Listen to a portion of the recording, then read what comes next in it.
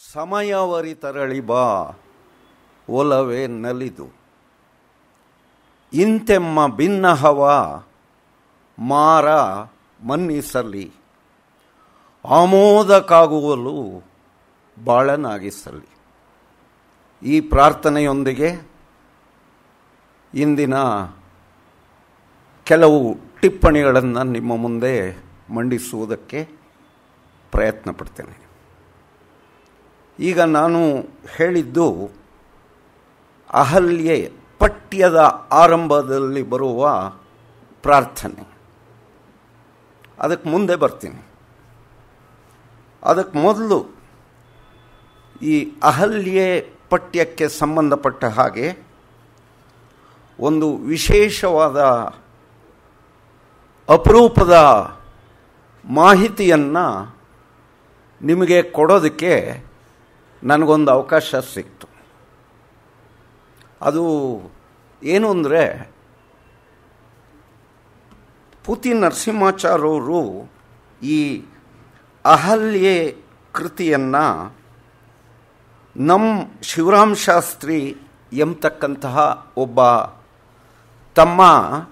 ತಮಗೆ ಗೌರವವಿರುವ ಮಿತ್ರರು, ಮೈಸೂರು ವಿಶ್ವವಿದ್ಯಾಲಯದಲ್ಲಿ ಸಂಸ್ಕೃತ ಮಹೋಪಾಧ್ಯಾಯ ಆಗಿದ್ದವರು, ಅವರಿಗೆ ಈ ಕೃತಿಯನ್ನು ಅರ್ಪಿಸ್ತಾರೆ.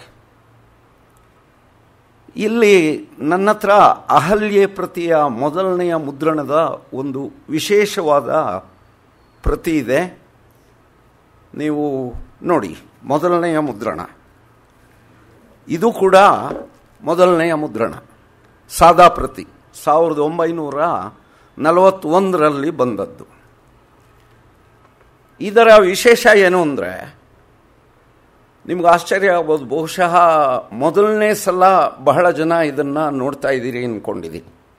ಕೆಲವರು ನೋಡಿರಬಹುದು. ಪುತಿನ ಅವರು ತಮ್ಮ ಯಾವುದೇ ಕೆಲಸ ಅಚ್ಚುಕಟ್ಟಾಗಿ ಆಗಬೇಕು, ಅವರಿಗೆ ತುಂಬ ಒಳ್ಳೆಯ ಸದಭಿರುಚಿ. ನಾನು ಮತ್ತು ನನ್ನ ಮಿತ್ರರೊಬ್ಬರು ಎಚ್.ಎನ್. ಮುರಳೀಧರ್ ಅಂತ ಅವ್ರ ಮನೆಗೆ ಹೋದಾಗ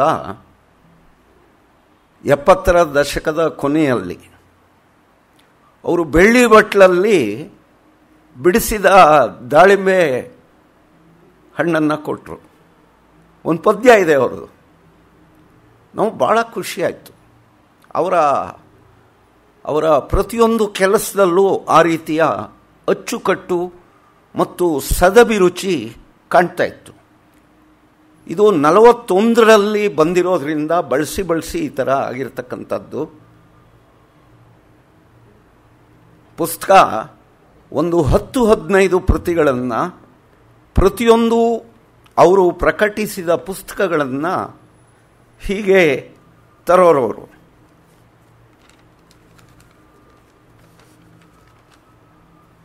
ದಯವಿಟ್ಟು ನೋಡಿ, ಅಹಲ್ಯೆಯ ಪ್ರತಿ ಇದು. ಒಳ್ಳೆ ಸಿಲ್ಕ್ ಬಟ್ಟೆ, ಒಳಗಡೆ ಹಂಸತೂಲಿಕಾ ತಲ್ಪಕ್ಕೆ ಹಾಕುವ ಹತ್ತಿ. ನೀವು ಮುಟ್ಟಿದ್ರೆ ಬಹಳ ಖುಷಿ ಆಗಬೇಕು. ಆ 10-15 ಪ್ರತಿಗಳಲ್ಲಿ ಮೊದಲನೆಯ ಪ್ರತಿಯನ್ನು ಅವರು ತಮಗೆ ಬಹಳ ಗೌರವ ಇರುವ ಮಿತ್ರ ಶಿವ ಅಂತ ಕರೆಯೋರವರು, ಅವ್ರ ಹೆಸರು ನಮ್ಮ ಶಿವರಾಮ್ ಶಾಸ್ತ್ರಿಗಳು. ಇವತ್ತು ನಾವು ಅವರನ್ನು ಸ್ಮರಿಸ್ಕೋಬೇಕು.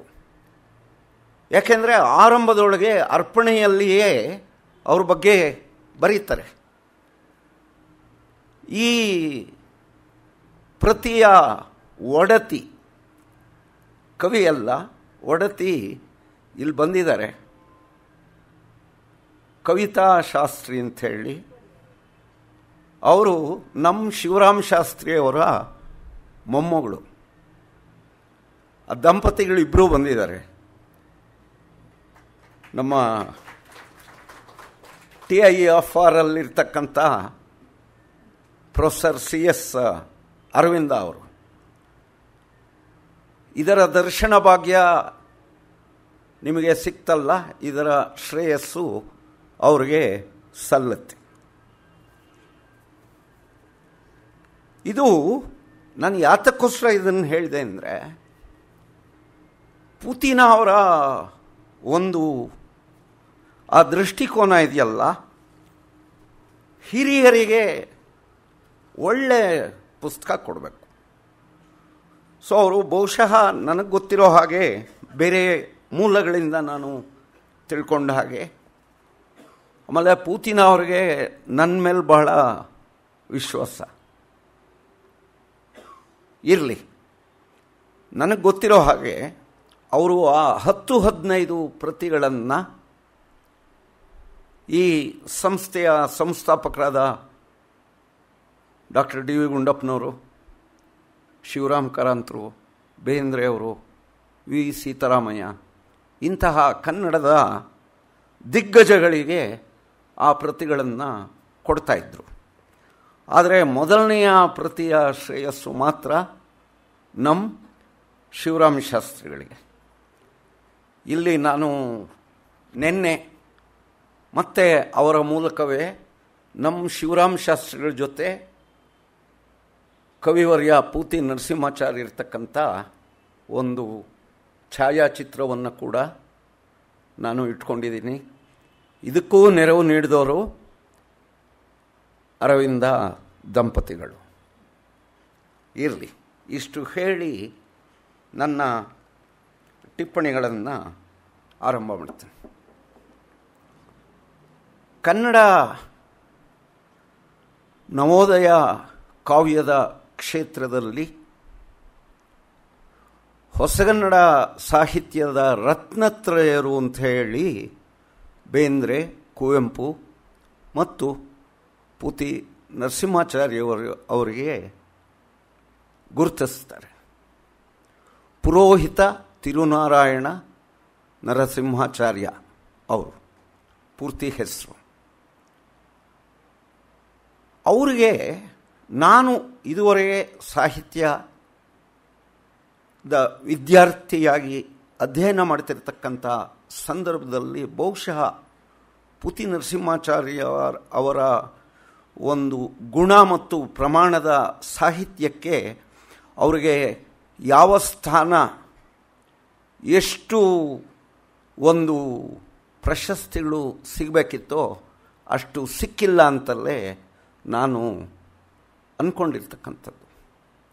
ಅದರಲ್ಲೂ ಪ್ರಸ್ತುತ ನಾಟಕ ಇದೆಯಲ್ಲ ಅಹಲ್ಯೆ, ನಮ್ಮಲ್ಲಿ ಕೆಲವರು ಅತಿಶಯೋಕ್ತಿ ಅನ್ನೋರು, ಆದರೆ ತುಂಬ ಜನ ದೊಡ್ಡ ವಿದ್ವಾಂಸರು ಇಲ್ಲ ಮಧುಸೂದನ ಹೇಳೋದು ಕರೆಕ್ಟು ಅನ್ನೋರು, ಕನ್ನಡದ ನಾಟಕಗಳಲ್ಲಿ ಬಸವೋಪಶಾಸ್ತ್ರಿಗಳು ಅನುವಾದ ಮಾಡಿರ್ತಕ್ಕಂಥ ಶಾಕುಂತಲ ನಾಟಕವನ್ನು ಬಿಟ್ಟರೆ ಎರಡನೆಯ ಸ್ಥಾನವನ್ನು ನಾನು ಅಹಲ್ಯೆ ನಾಟಕಕ್ಕೆ ಕೊಡ್ತೇನೆ. ಅದರಲ್ಲಿ ಪ್ರಸ್ತಾವನೆಯನ್ನು ದಯವಿಟ್ಟು ಓದಿ, ನಿಮಗೆ ಅವಕಾಶ ಆದಾಗ. ತೀನಂಶ್ರೀ ತುಂಬ ಸೊಗಸಾದ ಮತ್ತು ವಸ್ತುನಿಷ್ಠವಾದ ವಿಮರ್ಶೆಯನ್ನು ಬರೆದಿರ್ತಕ್ಕಂಥದ್ದು ಉಂಟು. ಈ ನರಸಿಂಹಾಚಾರ್ಯ ಬಗ್ಗೆ ಒಂದಷ್ಟು ಮಾತುಗಳು ಹೇಳಿಬಿಡ್ತೀನಿ. ಅವರು ಎಷ್ಟು ವ್ಯಾಪಕವಾಗಿ ಕೃತಿ ರಚನೆ ಮಾಡಿದ್ದಾರೆ ಅಂದರೆ 331 ಕವಿತೆಗಳು, 156 ಗದ್ಯ ಬರಹಗಳು ಮತ್ತು 22 ನಾಟಕಗಳು, ಒಟ್ಟು 2750 ಪುಟಗಳಷ್ಟು ವಿಸ್ತೃತವಾದ ಸಾಹಿತ್ಯ ರಚನೆ. ಬಹುಶಃ ನಾವು ನಮ್ಮ ಜೀವಮಾನದಲ್ಲಿ ಅಷ್ಟನ್ನು ನೋಡಿಕೊಂಡು ಬರೆಯೋಕ್ಕಾಗಿರೋಲ್ಲ. ನಾನಂತೂ ಬರೆದಿಲ್ಲ ಅಷ್ಟು ಪುಟ. ನಿಮ್ಗೆ ಆಶ್ಚರ್ಯ ಆಗ್ಬೋದು, ಶಿವರಾಮ್ ಕಾರಂತರು ಅವರ ಕಾಲಘಟ್ಟದಲ್ಲಿ ಇಡೀ ಜಗತ್ತಿನಲ್ಲಿ ಅವರು ಬರೆದಷ್ಟು ಪ್ರಮಾಣದಲ್ಲಿ ಯಾವ ಲೇಖಕನೂ ಬರೆದಿಲ್ಲ. ಇದು ರೆಕಾರ್ಡ್ ಆಗಿಲ್ಲ. ಶಿವರಾಮ್ ಕಾರಂತರಿಗೇನೆ ಎಷ್ಟು ಪುಸ್ತಕ ಬರೆದಿದ್ದೀನಿ ಅನ್ನೋದು ಲೆಕ್ಕ ಸಿಗಲಿಲ್ಲ. ಅವರ ಕೃತಿ ಶ್ರೇಣಿಯೊಳಗೆ ಬೇಕಾದಷ್ಟು ಸೇರಿಯೇ ಇಲ್ಲ. ಹಲವಾರು ಪುಸ್ತಕಗಳು ನಷ್ಟವಾಗಿ ಹೋಗಿವೆ. ಅಂದರೆ ನಮ್ಮ ಕನ್ನಡದಲ್ಲಿ ಒಂದು ಕಾಲಘಟ್ಟದಲ್ಲಿ ಬಂದಂತಹ ಸಾಹಿತಿಗಳಲ್ಲಿ ಅವರ ಸಮಕಾಲೀನರಾಗಿ ನಾವು ಪುತಿ ನರಸಿಂಹಾಚಾರ್ಯರನ್ನು ಗಮನಿಸ್ತೀವಿ. ಮುಖ್ಯವಾಗಿ ಅವರು ಕವಿ. ಈ ಅಹಲ್ಯೆಯನ್ನು ಕೂಡ ನೋಡಿ, ಗೀತ ನಾಟಕ, ಗೀತ ಅನ್ನೋ ಹೆಸರಿದೆ ಅಲ್ಲಿ. ಗೀತ ಗೇಯತೆ ಇರಬೇಕು, ರಿದಮ್ ಲಯ ಇರಬೇಕು. ಸೊ ಅವರು ಮೂಲತಃ ಕವಿ ಮನಸ್ಸು ಅವ್ರದ್ದು, ಒಬ್ಬ ದೊಡ್ಡ ಕವಿ. ಆದರೆ ಅವರ 331 ಪದ್ಯಗಳು ಇಷ್ಟಲ್ಲದೆ ಅದರಲ್ಲಿ ಸೇರದೇ ಇರತಕ್ಕಂಥ ರಸಪ್ರಕಾಶ, ಭಗವದ್ಗೀತೆ, ಸಿರಿಬಾಯಿ ನುಡಿ, ಮಹಾಪ್ರಸ್ಥಾನ ಎನ್ನುವ ಕೃತಿಗಳಿದೆ. ಅದು ಅವರ ಸಮಗ್ರ ಒಳಗೆ ಸೇರಿಲ್ಲ. ಮತ್ತು ಶ್ರೀಹರಿಚರಿತೆ ಎನ್ನುವ ಒಂದು ಮಹಾಕಾವ್ಯವನ್ನು ಕೂಡ ಬರೆದಿದ್ದಾರೆ ಅವರು. ಶ್ರೀಹರಿಚರಿತೆ ಅಂತ ಒಂದು ಮಹಾಕಾವ್ಯವನ್ನು ಬರೆದಿದ್ದಾರೆ. ಅದ್ಭುತವಾದ ರಸಾನುಭವವನ್ನು ನೀಡುವ ಒಂದು ಸ್ಮರಣಾರ್ಹವಾದ ಕೃತಿ. ಅವರು ಅನೂಚಾನವಾಗಿ ನಮ್ಮ ದೇಶದಲ್ಲಿ ಬಂದಿರುವ ಒಂದು ಸ್ಥಿತಿಸ್ಥಾಪಕ ಶಕ್ತಿಯನ್ನು ಉಳ್ಳ, ಆದರೆ ತುಂಬ ಗಟ್ಟಿಯಾದ ಒಂದು ಸನಾತನ ಧರ್ಮಕ್ಕೆ ಅವರು ಸಂಪೂರ್ಣವಾಗಿ ಶರಣಾಗಿದ್ದರು. ಅಂದರೆ ಅವ್ರದ್ದು ಸುಧಾರಣಾ ಮನೋಭಾವ. ಸನಾತನ ಧರ್ಮದಲ್ಲಿ ಇರಬಹುದಾದ ನಕಾರಾತ್ಮಕ ಸಂಗತಿಗಳನ್ನು ತೆಗೆದು ಸಕಾರಾತ್ಮಕವಾದದ್ದನ್ನು ಸೇರಿಸಬೇಕು ಅನ್ನುವ ಒಂದು ಪ್ರಯೋಗಶೀಲತೆಯ ಮನಸ್ಸು ಅವರಲ್ಲಿತ್ತು. ಒಮ್ಮೆ ನನ್ನ ಮಿತ್ರರೊಬ್ಬರು ಪುರುಷೋತ್ತಮಾನಂದಜಿಯವರನ್ನು ಪೂತಿನ ಅವ್ರ ಮನೆಗೆ ಕರ್ಕೊಂಡೋಗಿ ಪೂತಿನನ್ನು ಭೇಟಿ ಮಾಡಿಸಿದ್ರು. 2 ದಿಗ್ಗಜಗಳು, ರಾಮಕೃಷ್ಣಾಶ್ರಮದ ಹಿರಿಯರೊಬ್ಬರು, ಕನ್ನಡದ ಕವಿವರ್ಯರೊಬ್ಬರು. ಇಬ್ಬರಿಗೂ ಭೇಟಿ ಆಗಬೇಕು ಅಂತ ಆಸೆ ಇತ್ತು, ಆಗಿರಲಿಲ್ಲ. ಅವರು ಭೇಟಿ ಮಾಡಿಸಿದಾಗ ಪುರುಷೋತ್ತಮಾನಂದಜಿ ಕೇಳಿದ್ರಂತೆ ಪೂತಿನನ್ನು. ಭೇಟಿ ಮಾಡಿಸಿದವರು ಇಲ್ಲೆಲ್ಲೋ ಇರಬೇಕು, ಎಚ್.ಎನ್. ಮುರಳೀಧರು. ನಿಮಗೆ ವಿವೇಕಾನಂದ ಸಾಹಿತ್ಯದ ಬಗ್ಗೆ ಏನನ್ಸುತ್ತೆ ಅಂತ ಕೇಳಿದಾಗ ಅವರು ನಾಚಿಕೆಯಿಂದ ಪೂತಿನ ಹೇಳಿದ್ರಂತೆ, ನೋಡಿ, ಸಾಂಪ್ರದಾಯಿಕವಾಗಿ ಪಾರಂಪರಿಕವಾಗಿ ಬಂದಿರತಕ್ಕಂಥ ನಮ್ಮ ದೇಶದ 100 ವರ್ಷದ ನಂಬಿಕೆಗಳ ಈ ಸ್ಥಿತಿಸ್ಥಾಪಕ ಶಕ್ತಿಯನ್ನು ಉಳ್ಳ ನಮ್ಮ ಧರ್ಮಕ್ಕೆ, ಅದರ ವಿಚಾರಗಳಿಗೆ ನಾನು ಬದ್ಧನಾಗಿದ್ದೇನೆ. ಈ ವಿಚಾರಗಳನ್ನು ಎಲ್ಲಿ ವಿವೇಕಾನಂದ ಸಾಹಿತ್ಯ ಅಥವಾ ರಾಮಕೃಷ್ಣರ ವಿಚಾರಧಾರೆ ಕೊಚ್ಕೊಂಡು ಹೋಗ್ಬಿಡುತ್ತೋ ಅಂತ ಹೇಳಿ ನಾನು ವಿವೇಕಾನಂದ ಸಾಹಿತ್ಯವನ್ನು ಹೆಚ್ಚು ಓದಿಲ್ಲ ಅಂತ ಪ್ರಾಮಾಣಿಕವಾಗಿ ಅವರು ಹೇಳಿದ್ರಂತೆ. ಅಂದರೆ ಇಲ್ಲಿ ನಮ್ಮ ಭಾರತೀಯ ವಿಚಾರಧಾರೆ ಮತ್ತು ಆಧುನಿಕ ಕಾಲ, ಆ ಕಾಲಕ್ಕೆ ಆಧುನಿಕ ಕಾಲದ ರಾಮಕೃಷ್ಣ ಪರಮಹಂಸರ ವಿಚಾರಧಾರೆಗಳು ಎರಡರಲ್ಲಿಯೂ ದೊಡ್ಡ ಅಂಶಗಳು ಇವೆ ಅನ್ನೋದನ್ನು ಪೂತಿನ ಪರೋಕ್ಷವಾಗಿ ಅಲ್ಲಿ ಹೇಳಿದ್ದಾರೆ ಅನ್ನಿಸ್ತು. ಅವರ ಒಟ್ಟು ಸಾಹಿತ್ಯದಲ್ಲಿ ಈ ಎಲ್ಲ ಅಂಶಗಳು ಪದೇ ಪದೇ ಪ್ರಕಟವಾಗ್ತಾ ಬರುತ್ತೆ. ಮುಖ್ಯವಾಗಿ ಪೂತಿನ ಅವರನ್ನು ಕನ್ನಡದಲ್ಲಿ ಚಿಂತನಶೀಲ ಲೇಖಕರು ಅಂತ ಹೇಳಿ ನಾವು ಗುರುತಿಸ್ತೇವೆ. ಅಂದರೆ ಇಲ್ಲಿ ಆರಂಭದೊಳಗೆ ಅಹಲ್ಯೆ ನಾಟಕದಲ್ಲಿ ನಮ್ಮ ಶಿವರಾಮ ಶಾಸ್ತ್ರಿಗಳಿಗೆ ಈ ಕೃತಿಯನ್ನು ಅರ್ಪಿಸ್ತಾ ಅವರು 2 ಪುಟದ ಪದ್ಯವನ್ನು ಬರೆದಿದ್ದಾರೆ. ಆ ಪದ್ಯ ಬಹಳ ಸ್ವಾರಸ್ಯಕರವಾಗಿದೆ. ಅಹಲ್ಯೆ ನಾಟಕಕ್ಕೆ ಕೀಲಿಕೈ ಇದ್ದಾಗೆ. ಒಂದು ಸಾಹಿತ್ಯವನ್ನು ಕವಿ ರಚಿಸಿದ ಸಾಹಿತ್ಯವನ್ನು ಸಾಮಾನ್ಯ ವ್ಯಕ್ತಿಯೊಬ್ಬ ಹೇಗೆ ಅನುಸಂಧಾನ ಮಾಡಬೇಕು ಅನ್ನುವ ಒಂದು ಪ್ರಕ್ರಿಯೆಯ ವಿವಿಧ ಮಜಲುಗಳು ಆ ಸಂವಾದದಲ್ಲಿ ಬರುತ್ತೆ. ಅಲ್ಲಿ ಒಂದು ಕಡೆ ಬರುತ್ತೆ ನೋಡಿ, ಅವರು ಹೇಳ್ತಾರೆ,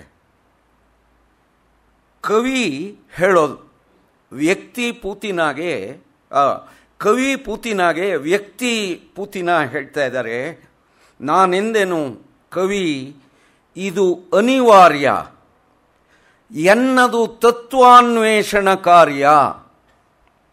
ನನ್ನದೇನಿದ್ರು ತತ್ವವನ್ನು ಅನ್ವೇಷಣೆ ಮಾಡೋದು, ಹುಡುಕೋದು, ತತ್ವವನ್ನು ಹುಡುಕೋದು ನನ್ನ ಕೆಲಸ. ಏನೇತಕ್ಕೆ ಎಂಬುದೇ ಹವ್ಯಾಸ, ಇದನುಳಿದಾಗದು ಪದವಿನ್ಯಾಸ. ಇದು ಒಟ್ಟು ಪೂತಿನ ಸಾಹಿತ್ಯದ ತಿರುಳು ಅಂತ ನಾನು ಅಂದ್ಕೊಂಡಿದ್ದೀನಿ.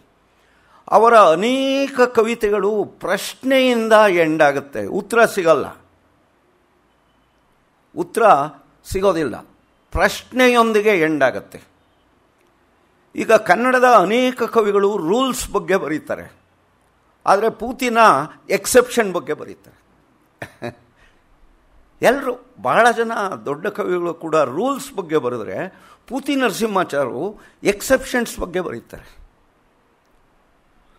ಅವರನ್ನು ನೋಡಿದ ತಕ್ಷಣ ನನಗೆ ನೆನಪಿಗೆ ಬರ್ತಾ ಇದ್ದಿದ್ದು ದೇವಸ್ಥಾನದ ಗೋಪುರ. ಪೂತಿನ ಅಂತ ಅಂದ್ಕೊಂಡಾಗ ಅಥವಾ ಪೂತಿನ ನಾನು ನೋಡಿದಾಗ ಮನಸ್ಸು ಪ್ರಫುಲ್ಲವಾಗಿ ನನ್ನ ಒಂದು ಪರಿಕಲ್ಪನೆಯಲ್ಲಿ ಒಂದು ದೇವಾಲಯದ ಗೋಪುರ ಕಾಣ್ತಾ ಇತ್ತು. ಇಲ್ಲಿ ಕಳೆದ ವರ್ಷ ಒಂದು ಪುಸ್ತಕ ಬಂತು, ಪೂತಿನ ಮಲೆದೇಗುಲ.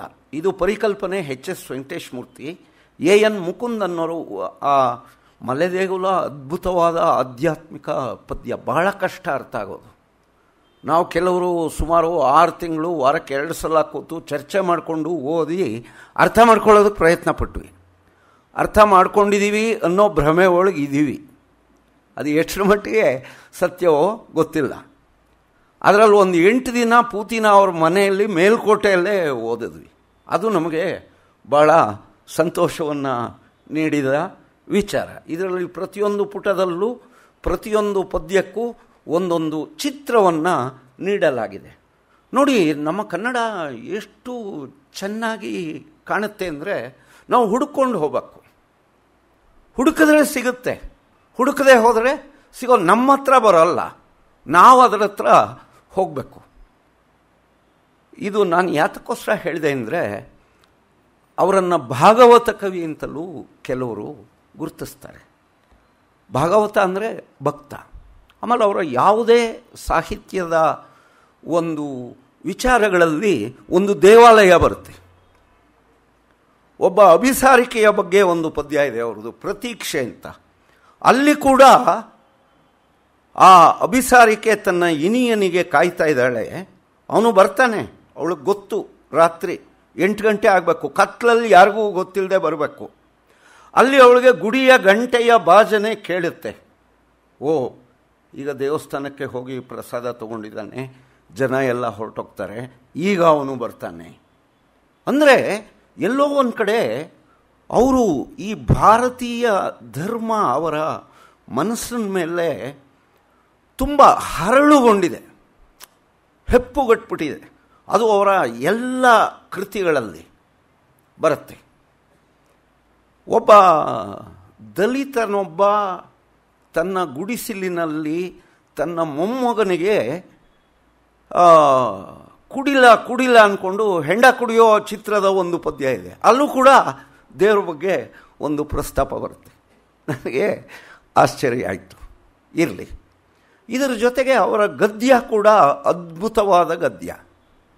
ಬಹಳ ಒಳ್ಳೆಯ ಪ್ರಬಂಧಕಾರರು, ಒಳ್ಳೆಯ ವಿಮರ್ಶಕರು, ಒಳ್ಳೆಯ ಕತೆಗಾರರು ಮತ್ತು ಮುಖ್ಯವಾಗಿ ಒಳ್ಳೆಯ ಮೀಮಾಂಸಕರು.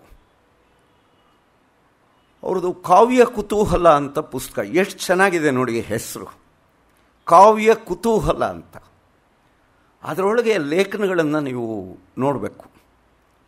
ಕಾವ್ಯ ನಿರ್ಮಾಣದ ಸಂದರ್ಭದ ಕವಿಯ ಮನಸ್ಸು, ಕಾವ್ಯ ನಿರ್ಮಿತಿಯ ಪ್ರಕ್ರಿಯೆ, ಈ ಎಲ್ಲ ನಿಗೂಢವಾದ ವಿಚಾರಗಳನ್ನು ಅದ್ಭುತವಾದ ರೀತಿಯಲ್ಲಿ ನಿರೂಪಿಸ್ತಾ ಹೋಗ್ತಾರೆ. ಒಂದೇ ಒಂದು ಉದಾಹರಣೆ ಹೇಳೋದಾದರೆ, ಪ್ರಜ್ಞೆ ಎನ್ನುವ ಒಂದು ವಿಚಾರ ಬರುತ್ತೆ. ಸೈಕಾಲಜಿಲೂ ಬರುತ್ತೆ, ಪೊಯೆಟಿಕ್ಸಲ್ಲೂ ಬರುತ್ತೆ, ಸಾಮಾನ್ಯ ಜ್ಞಾನದಲ್ಲೂ ಬರುತ್ತೆ. ಪ್ರಜ್ಞೆ ಅನ್ನೋದನ್ನು ಟಿ.ಎಸ್. ಇಲಿಯಟ್ ಅದು ಹೇಳ್ತಾ ಅವ್ರು ಹೇಳೋದು. ಟಿ.ಎಸ್. ಇಲಿಯಟ್ ಏನು ಹೇಳ್ತಾನೆ ಅಂದರೆ, you may have seen but noticed not ಅಂತ.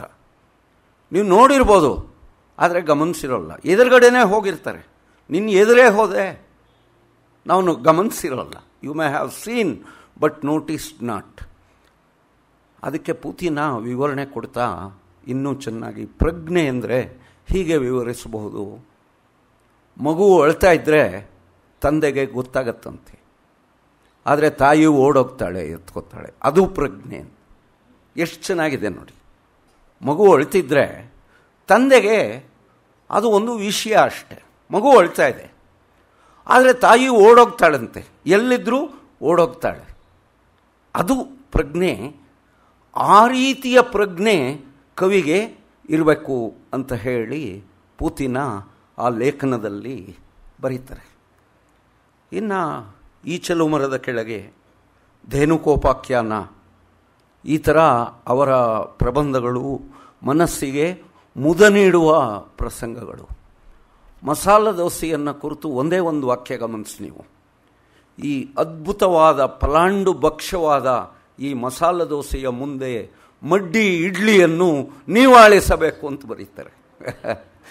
ಈ ಫಲಾಂಡು ಭಕ್ಷ್ಯವಾದ ಮಸಾಲ ದೋಸೆಯ ಮುಂದೆ ಮಡ್ಡಿ ಇಡ್ಲಿಯನ್ನು ನೀವಾಳಿಸಬೇಕು ಅಂತ ಹೇಳಿ ಬರೀತಾರೆ.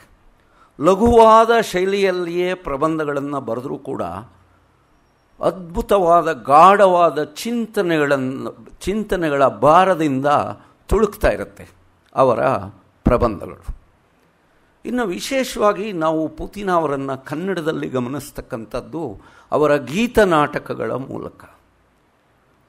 ಅತ್ಯಂತ ಹೆಚ್ಚಿನ ಗೀತನಾಟಕಗಳನ್ನು ಬರೆದಿರ್ತಕ್ಕಂಥವರು ಕನ್ನಡದಲ್ಲಿ ಪುತಿ ನರಸಿಂಹಾಚಾರ್ಯ. ಕೃಷ್ಣನ ಕೊಳಲಿನ ಕರೆ, ಅದು ಯಾರೋ ಹಿಂದಿನ ಕೀರ್ತನಕಾರರು ಬರೆದಿದ್ದು ಅಂತ ಅಂದ್ಕೊಂಡಿದ್ದೆ ನಾನು ಚಿಕ್ಕ ಹುಡುಗ ಆಗಿದ್ದಾಗ. ಅದು ಗೋಕುಲ ನಿರ್ಗಮನದಲ್ಲಿ ಬರುವ ಒಂದು ಹಾಡು. ಅಂದರೆ ಒಂದು ರೀತಿಯೊಳಗೆ ಕೃಷ್ಣ ಭಕ್ತಿ ಅವರ ಒಂದು ಜೀವನದ ವಿಚಾರಧಾರೆಯ ಕೇಂದ್ರ ಪ್ರಜ್ಞೆ. ಕೃಷ್ಣ ಭಕ್ತಿ. ಅವರು ಈ ಅಹಲ್ಯೆ ನಾಟಕವನ್ನು ಬರೆದಾಗ ಒಂದು 10 ನಿಮಿಷಗಳ ಕಾಲ ನಾನು ಈ ನಮ್ಮ ಶಿವರಾಮ ಶಾಸ್ತ್ರಿಗಳಿಗೆ ಅರ್ಪಿಸಿರ್ತಕ್ಕಂಥ ಭಾಗ ಇದೆಯಲ್ಲ, ಅದರ ಮೂಲಕ ಬಹುಶಃ ನಿಮಗೆ ಪುತಿನ ಅವರ ಮನೋಧರ್ಮ ತುಂಬ ಚೆನ್ನಾಗಿ ಗೊತ್ತಾಗತ್ತೆ ಅಂತ ಅಂದ್ಕೊಂಡಿದ್ದೀನಿ. ಇಲ್ಲಿ ನೋಡಿ, ಅವರು ಹೇಳ್ತಾರೆ, ಈ ನಾಟಕನ ಮುಗಿಸಿದ್ದೀನಿ, ನಿನಗೆ ಇದನ್ನು ಅರ್ಪಿಸ್ತಾ ಇದ್ದೀನಿ ಅಂತ ಹೇಳ್ತಾ ಇರ್ತಕ್ಕಂಥ ಸಂದರ್ಭ. ಕಷ್ಟವಾದ ಸಂದರ್ಭದಲ್ಲಿ ಮಾತ್ರ ವಿವರಣೆಯನ್ನು ಕೊಡ್ತೀನಿ. ನೇಹಿಗ ಅಂದರೆ ಸ್ನೇಹಿತ ಅಂತ. ನೇಹಿಗ ಮುಗೀತಿಂದಿಗಿ ಗೀತ ರೂಪಕ. ರೂಪಕ ಅಂದರೆ ಆ್ಯಕ್ಚುಲಿ ಡ್ರಾಮಾ ಅನ್ನುವುದಕ್ಕೆ ಪರ್ಯಾಯವಾದ ಪದ ಭಾರತದಲ್ಲಿ, ಸಂಸ್ಕೃತದಲ್ಲಿ ರೂಪಕ.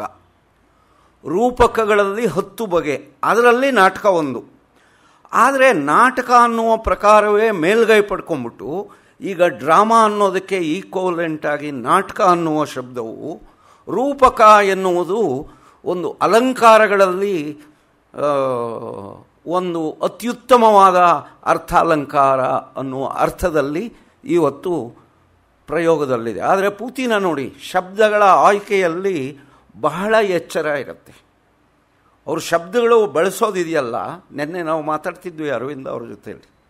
ರೋದೋಂತ ಅನ್ನೋ ಒಂದು ಶಬ್ದನ ಕ್ರಿಯೇಟ್ ಮಾಡ್ತಾರೆ. ರೋದೋ ಅನ್ನೋಂಥದ್ದು ಸಂಸ್ಕೃತದಲ್ಲಿ ಇರತಕ್ಕಂಥ ಶಬ್ದ. ಇವರು ರೋದೋಂತ ಅಂತ ಹೇಳಿ ಒಂದು ಶಬ್ದವನ್ನು ಬಳಸ್ತಾರೆ. ತಕ್ಷಣ ಅವರು ಮಾನಿಯರ್ ವಿಲಿಯಮ್ಸ್ ನಿಘಂಟು ತೆಗೆದು ನೋಡಿ ತೋರಿಸಿದ್ರು. ಸೊ ಪುತಿನ ಅವರು ಶಬ್ದ ವಿಚಾರದಲ್ಲಿ ತಪ್ಪುಗಳೇ ಮಾಡಲ್ಲ. ಕುವೆಂಪು, ಕಾರಂತ್ ಮುಂತಾದವರಲ್ಲಿ ಶಬ್ದದೋಷಗಳು ಬೇಕಾದಷ್ಟಿವೆ. ನಾನು ಅವರನ್ನು ವಿಮರ್ಶೆ ಮಾಡ್ತಾ ಇಲ್ಲ, ಅವ್ರು ಮಾಡಿದ್ರಿಂದ ಅದು ಅಕ್ಸೆಪ್ಟ್ ಆಗಿದೆ. ಈಗ ಪ್ರಾಮುಖ್ಯತೆ ಅಂತ ಕುವೆಂಪುನೂ ಬರೀತಾರೆ, ಕಾರಂತರು ಬರೀತಾರೆ. ಅದು ಶುದ್ಧ ರೂಪ ಯಾವುದು ಅಂದರೆ ಪ್ರಮುಖತೆ ಅಥವಾ ಪ್ರಾಮುಖ್ಯ. ಪೂತಿನ ಅವರ ಯಾವ ಪುಟದಲ್ಲಿಯೂ ಪ್ರಾಮುಖ್ಯತೆ ಅನ್ನುವ ಒಂದು ತಪ್ಪು ಪ್ರಯೋಗ ಸಿಗೋಲ್ಲ. ಅವರು ಶಬ್ದ ಪ್ರಯೋಗಕ್ಕೆ ಕೂಡ ಅವರು ಅಷ್ಟು ಬೆಲೆಯನ್ನು ಕೊಡೋರು. ನೋಡಿ, ಇಲ್ಲಿ ರೂಪಕ ಅಂತಾರೆ, ನಾಟಕ ಅನ್ನೋಲ್ಲ ಅವರು. That's the exact word drama ಅನ್ನೋದಕ್ಕೆ. ಮುಗಿಯಿತಿಂದಿಗಿ ಗೀತ ರೂಪಕ, ವೀಣಾಪಾಣಿಯ ಕರುಣಾ ಜ್ಞಾಪಕ. ನೋಡಿ, ಇದು ಈ ಅಹಲ್ಯ ಇದೆಯಲ್ಲ, ವೀಣಾಪಾಣಿಯ ಕರುಣಾ ಜ್ಞಾಪಕ, ರಾಮಾಯಣದ ಕಥೆಯ ಪರಾಗ, ಮನದೊಳೂರಿ ಬೆಳೆಯಿತು ಕೃತಿ ಈಗ. ಯಾಕೆಂದರೆ ಈ ರಾಮಾಯಣ ಮಹಾಭಾರತಗಳಿದೆಯಲ್ಲ, ಅದು ಎಷ್ಟು ಮೊಗೆದರೂ ಮುಗಿಯದ ಸಮುದ್ರದ ಹಾಗೆ. ಅದು ಅದು ಇತಿಹಾಸ ಮಹಾಕಾವ್ಯಗಳು ಮಾತ್ರ ಅಲ್ಲದೆ, ಅದು ಏನಂತ ಕರಿಬೇಕೋ ಗೊತ್ತಿಲ್ಲ, ಎಪಿಕ್ಗೆ ಇತಿಹಾಸ ರಾಷ್ಟ್ರೀಯ ಮಹಾಕಾವ್ಯ ಅಂತ ಸದ್ಯಕ್ಕಿಟ್ಕೊಳ್ಳೋಣ. ಇತಿಹಾಸ ರಾಷ್ಟ್ರೀಯ ಮಹಾಕಾವ್ಯಗಳಾಗಿರುವುದಲ್ಲದೆ ಅವು ಆಕರ ಕೃತಿಗಳು ಕೂಡ ಆಗಿದೆ. ಇಂಡಿಯಾ ದೇಶದ ಎಲ್ಲ ದೊಡ್ಡ ಕವಿಗಳು, ಭಾರತದ ಎಲ್ಲ ದೊಡ್ಡ ಕವಿಗಳು ರಾಮಾಯಣ ಅಥವಾ ಮಹಾಭಾರತದ ಬಗ್ಗೆ ಬರೀಲೇಬೇಕು. ಶ್ರೀರಾಮ ಪರೀಕ್ಷಣಂ ಇದೆ ಡಿವಿಜಿದು, ಶ್ರೀಕೃಷ್ಣ ಪರೀಕ್ಷಣಂ ಇದೆ, ಶ್ರೀರಾಮ ಪಟ್ಟಾಭಿಷೇಕ ಇದೆ ಪುತ್ತಿನದು, ರಾಮಾಯಣ ದರ್ಶನಂ ಇದೆ ಕುವೆಂಪುದು. ಅಷ್ಟೇ ಅಲ್ಲ, ರಾಮಾಯಣ ಯಾವ ಥರ ಇತ್ತು ಅಂದರೆ, ರಾಮಾಯಣ ಬರೀದೆ ಬೇರೆ ಬರೆದ್ರೆ ಕಾರಣ ಕೊಡಬೇಕಿತ್ತು. ಒಂದು ರೀತಿ ಸಮನ್ಸು, ಯಾಕೆ ರಾಮಾಯಣ ಬರೆದಿಲ್ಲ, ಬೇರೆ ಏನೋ ಬರೆದಿದೆಯಾ. ನೂರಾರು ರಾಮಾಯಣಗಳಿವೆ, 300 ರಾಮಾಯಣಸ್ ಅಂತ ಎ ಕೆ ರಾಮಾನುಜನ್ ಅವರ ಒಂದು ಲೇಖನ ಗೊತ್ತು ನಿಮಗೆ, ಪ್ರಸಿದ್ಧವಾದ ಲೇಖನ. ನಮ್ಮ ಕುಮಾರವ್ಯಾಸನ ಹೇಳ್ತಾನೆ, ತಿಣಿಕಿದನು ಪಣ್ಣಿರಾಯ ರಾಮಾಯಣದ ಕವಿಗಳ ಭಾರದಲ್ಲಿ ಕಾಲಿಡಲು ತೆರಹಿಲ್ಲ. ಆದಿಶೇಷ ಭೂಮಿಯನ್ನು ಹೊತ್ಕೊಂಡಿದ್ದಾನಲ್ಲ, ರಾಮಾಯಣವನ್ನು ಬರೆದ ಕವಿಗಳ ಸಂಖ್ಯೆ ಜಾಸ್ತಿ ಆಗೋಗ್ಬಿಟ್ಟು ಭಾರ ಆಗಿ ಅವನು ಏದುಸಿರು ಬಿಡ್ತಾ ಇದ್ದಾನಂತೆ. ಆ ರಾಮಾಯಣದ ಪೊಯೆಟ್ಸ್ ನಡುವೆ ಅದು ನೋ ವೇಕೆನ್ಸಿ, ಜಾಗನೇ ಇಲ್ಲ. ಯಾರು ಏನು ಬರೆದಿದೆಯಾ, ರಾಮಾಯಣ ಬರೆದಿದ್ದೀನಿ, ಏನು ಬರೆದಿದೆಯಾ ರಾಮಾಯಣ. DVG ಶ್ರೀರಾಮ ಪರೀಕ್ಷಣಂ, ಕುವೆಂಪು ರಾಮಾಯಣ ದರ್ಶನಂ, ತೆಲುಗಲ್ಲಿ ವಿಶ್ವನಾಥ ಸತ್ಯನಾರಾಯಣ ರಾಮಾಯಣ ಕಲ್ಪವೃಕ್ಷಮು, ಆಧುನಿಕ ಕಾಲದಲ್ಲಿಯೂ. ಅಂದರೆ ಅಂತಹ ಒಂದು ಖ್ಯಾತಿಗೆ ಒಳಗಾಗಿರ್ತಕ್ಕಂಥ ಭಾರತ ದೇಶದ ಸಂಸ್ಕೃತಿಯನ್ನು ಸಾರುವ 2 ಕಣ್ಣುಗಳು. ಆದರೆ ಅಲ್ಲಿ ಏನಾಗುತ್ತೆ, ಪ್ರತಿಯೊಂದು ಪಾತ್ರದ ಬಗ್ಗೆಯೂ ವಿವರವಾಗಿ ಕೊಡೋದಕ್ಕಾಗಲ್ಲ. ಅವರ ದೃಷ್ಟಿ ಮ್ಯಾಕ್ರೋ, ಮೈಕ್ರೋ ಅಲ್ಲ, ವಿಶಾಲವಾಗಿ ವ್ಯಾಪಕವಾಗಿ ಹೇಳ್ತಾ ಹೋಗ್ಬಿಡ್ತಾರೆ. ತಂಜಾವೂರು ದೇವಸ್ಥಾನ ಬೇಲೂರು ದೇವಸ್ಥಾನ ಇದ್ದಾಗ ಅದು ಬೃಹತ್ತಾದದ್ದು, ಇದು ಕಿರಿದಾದರೂ ಕಿರಿದರಲ್ಲಿ ಕಲೆ ಇರತಕ್ಕಂಥ ಕಲಾತ್ಮಕವಾದದ್ದು. ಈ ಮೂಲ ಕೃತಿಗಳಿಂದ ಬೇರೆ ಬೇರೆ ಪಾತ್ರಗಳನ್ನು ತೆಗೆದುಕೊಂಡು ಅಲ್ಲಿ ಅರೆಕೊರೆಯಾಗಿದ್ದ ಪಾತ್ರಗಳ ಗುಣಗಳನ್ನು ಇಲ್ಲಿ ಸಂಪೂರ್ಣವಾಗಿ ಪ್ರಕಾಶಗೊಳಿಸುವುದು ದೇಶೀಯ ಭಾಷಾ ಕವಿಗಳು ಮಾಡಿದ ದೊಡ್ಡ ಕೆಲಸ. ರಾಮಾಯಣದಲ್ಲಿ ಅಹಲ್ಯೆಯ ಪ್ರಸ್ತಾಪ ಬರುತ್ತೆ, ಆದರೆ ಕ್ವಚಿತ್ತಾಗಿ ಮಾತ್ರ. ಅಲ್ಲಿ ಬೇರೆ ಯಾವುದೋ ಉದ್ದೇಶಗಳಿಗೆ ಈ ಗೌತಮ, ಇಂದ್ರ ಮತ್ತು ಈ ಅಹಲ್ಯೆ ಇವರ ಪಾತ್ರಗಳನ್ನು ಕವಿ ದುಡಿಸ್ಕೊಂಡು ಬಿಟ್ಬಿಡ್ತಾನೆ. ಆ ಚಡಪಡಿಸ್ತಾ ಇರ್ತಕ್ಕಂಥ ಅಂಥ ಪಾತ್ರಗಳನ್ನು ತಗೊಂಡು 20ನೇ ಶತಮಾನದಲ್ಲಿ ಇಂಡಿಯಾ ದೇಶದಲ್ಲಿ ಪೂರ್ತಿ ಎಲ್ಲ ಕವಿಗಳು ಅದೇ ಕೆಲಸ ಮಾಡಿದ್ದು. ಟ್ಯಾಗೂರ್ ನೋಡಿ, ಊರ್ಮಿಳಾ ಬಗ್ಗೆ ಬರೆದರು. ಟ್ಯಾಗೂರು ರಾಮಾಯಣದಲ್ಲಿ ಒಂದು ರೀತಿಯ ಉಪೇಕ್ಷೆಗೆ ತಳ್ಳಲ್ಪಟ್ಟಂತಹ ಊರ್ಮಿಳೆಯ ಪಾತ್ರವನ್ನು ತಗೊಂಡು ಟ್ಯಾಗೋರ್ ಬರೆದರು. ಕನ್ನಡದಲ್ಲಿ ಅಹಲ್ಯೆಯನ್ನು ವಸ್ತುವಾಗಿಟ್ಕೊಂಡು ಇವರು ನಾಟಕ ಬರೆದರು. ಮತ್ತು ಅಹಲ್ಯೆ ಬಗ್ಗೆ ನಿಮಗೆ ಗೊತ್ತಿದೆ, ಒಂದು ಸ್ತೋತ್ರ ಬರುತ್ತೆ. ಅದರಲ್ಲಿ ಮೊದಲು ಅಹಲ್ಯೆ, ದ್ರೌಪದಿ, ಸೀತಾ, ತಾರ, ಮಂಡೋದರಿ 5 ಜನ. ಪಂಚಕನ್ಯಾ ಸ್ಮರೆ ನಿತ್ಯಂ ಅಂತ ಬಂದ್ಬಿಡುತ್ತೆ. ಆದರೆ ಆ್ಯಕ್ಚುಲಿ ಟಿ ವಿ ವೆಂಕಟಾಚಲ ಶಾಸ್ತ್ರಿಗಳು ಹೇಳೋದು ಅದು ಪಂಚಕಂ ನಾ ಸ್ಮರೆ ನಿತ್ಯಂ ಅಂತ. ಇವ್ರು ಯಾರೂ ಕನ್ಯೆಯರಲ್ಲ. ಆದ್ದರಿಂದ ಅದು ಏನಾಗಿದೆ, ಒಂದು ಪ್ರಕ್ಷೇಪ ಆಗಿ ತಪ್ಪಾಗಿ ಆ ಶ್ಲೋಕವನ್ನು ಹೇಳ್ತಾ ಇದ್ದಾರೆ ಅಂತ ಹೇಳಿ ವೆಂಕಟಾಚಲ ಶಾಸ್ತ್ರಿಯವರು ಅಭಿಪ್ರಾಯ ಪಡ್ತಾರೆ. ಈ ಅಹಲ್ಯೆಯ ಪಾತ್ರವನ್ನು ತೆಗೆದುಕೊಂಡು ಆ ಇಡೀ ಒಟ್ಟು ಅಹಲ್ಯೆಯ ಗುಣಶೀಲ ಸ್ವಭಾವ, ಅವಳ ಪೂರ್ಣ ವ್ಯಕ್ತಿತ್ವ ಮತ್ತು ಅವಳ ಅರೆಕೊರೆಗಳು, ಅವಳ ಜವಾಬ್ದಾರಿಗಳು, ಅವಳ ದೌರ್ಬಲ್ಯಗಳು ಮತ್ತು ಅವಳ ಉದಾತ್ತವಾದ ವಿಚಾರಗಳು, ಇವೆಲ್ಲಕ್ಕೂ ಪೂರ್ಣ ಪ್ರಮಾಣದ ಒಂದು ನ್ಯಾಯವನ್ನು ಕವಿ ಇಲ್ಲಿ ಸಲ್ಲಿಸುವುದಕ್ಕೆ ಪ್ರಯತ್ನ ಪಟ್ಟಿದ್ದಾರೆ. ಈಗ ನೋಡಿ, ನಾನು ಇದನ್ನು ಹೇಳ್ತಾನೆ ಇಡೀ ಅಹಲ್ಯೆ ಬಗ್ಗೆ ಹೇಳ್ಬೋದು. ಅಷ್ಟು ಅದ್ಭುತವಾಗಿದೆ ಈ ಅರ್ಪಣೆಯ ಭಾಗ. ರಾಮಾಯಣದ ಕಥೆಯ ಪರಾಗ ಮನದೊಳೂರಿ ಬೆಳೆಯಿತು ಕೃತಿ ಈಗ. ಈ ನೀಳ್ಗಬ್ಬದ ರಸ ತಾನೆಂಥದೋ. ಈ ನೀಳ್ಗಬ್ಬ ದೀರ್ಘವಾದ ಕಾವ್ಯ, ಕಬ್ಬ ಅಂದರೆ ಕಾವ್ಯ. ಈ ನೀಳ್ಗಬ್ಬದ ರಸ ತಾನೆಂಥದೋ, ರಸಿಕ ಜನಕ್ಕೆ ತುಷ್ಟಿಯ ತರುವಂಥದೋ. ಅನುಮಾನ ಕವಿಗೆ.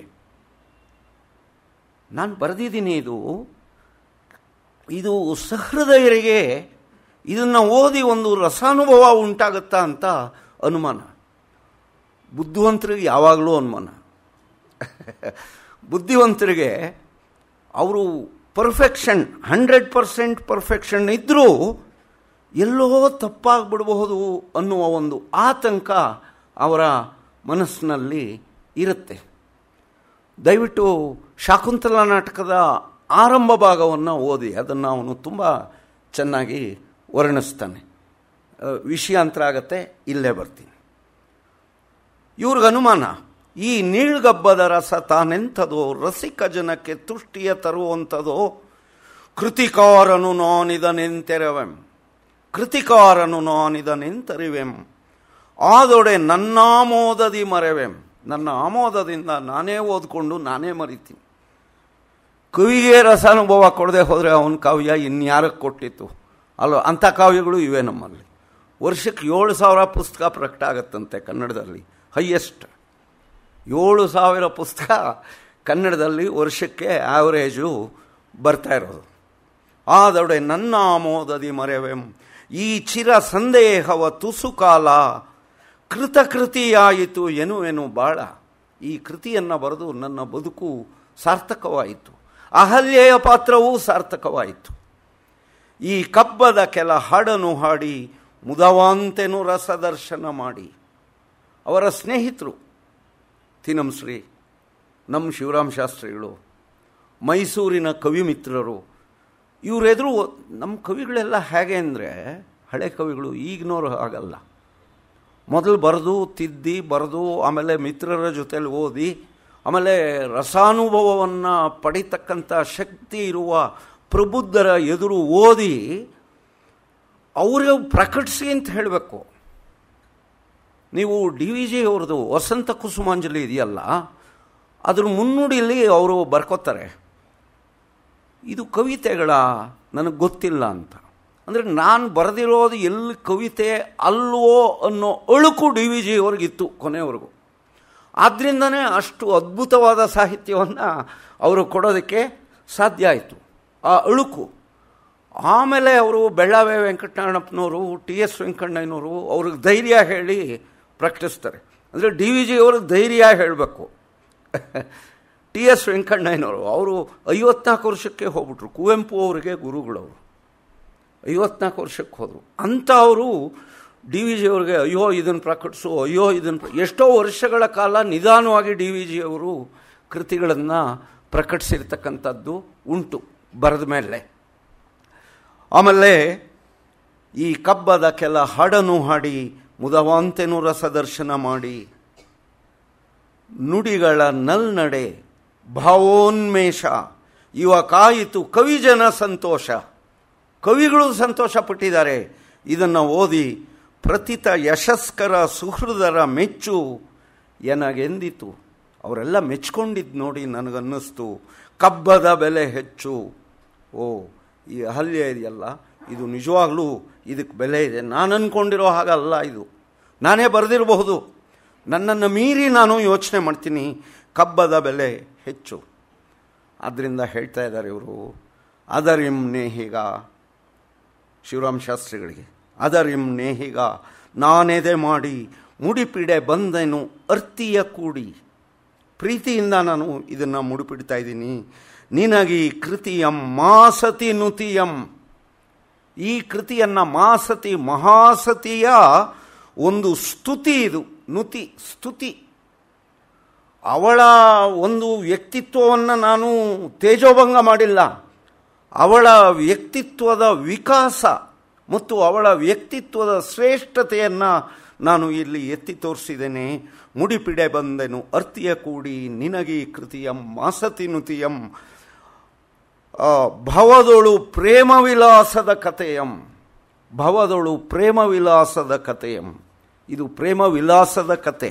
ಕೊನೆಯೊಳಗವ್ರು ಹೇಳ್ತಾರೆ, ನಿನಗೀ ಕೃತಿಯಂ ಭವವಿಸ್ಮೃತಿಯಂ ಮರ್ತ್ಯರ ಮರ್ತ್ಯ ಸ್ನೇಹ ಸ್ಮೃತಿಯಂ. ಇದು ದೇವಲೋಕ ಮತ್ತು ಭೂಲೋಕದ ಅನುಸಂಧಾನ. ಅಹಲ್ಯೆ ಭೂಲೋಕದವಳು, ಇಂದ್ರ ದೇವಲೋಕದವನು, ಗೌತಮ ಋಷಿ. ಇವೆರಡರ ನಡುವಣ ಹಂತ ಗೌತಮನದು.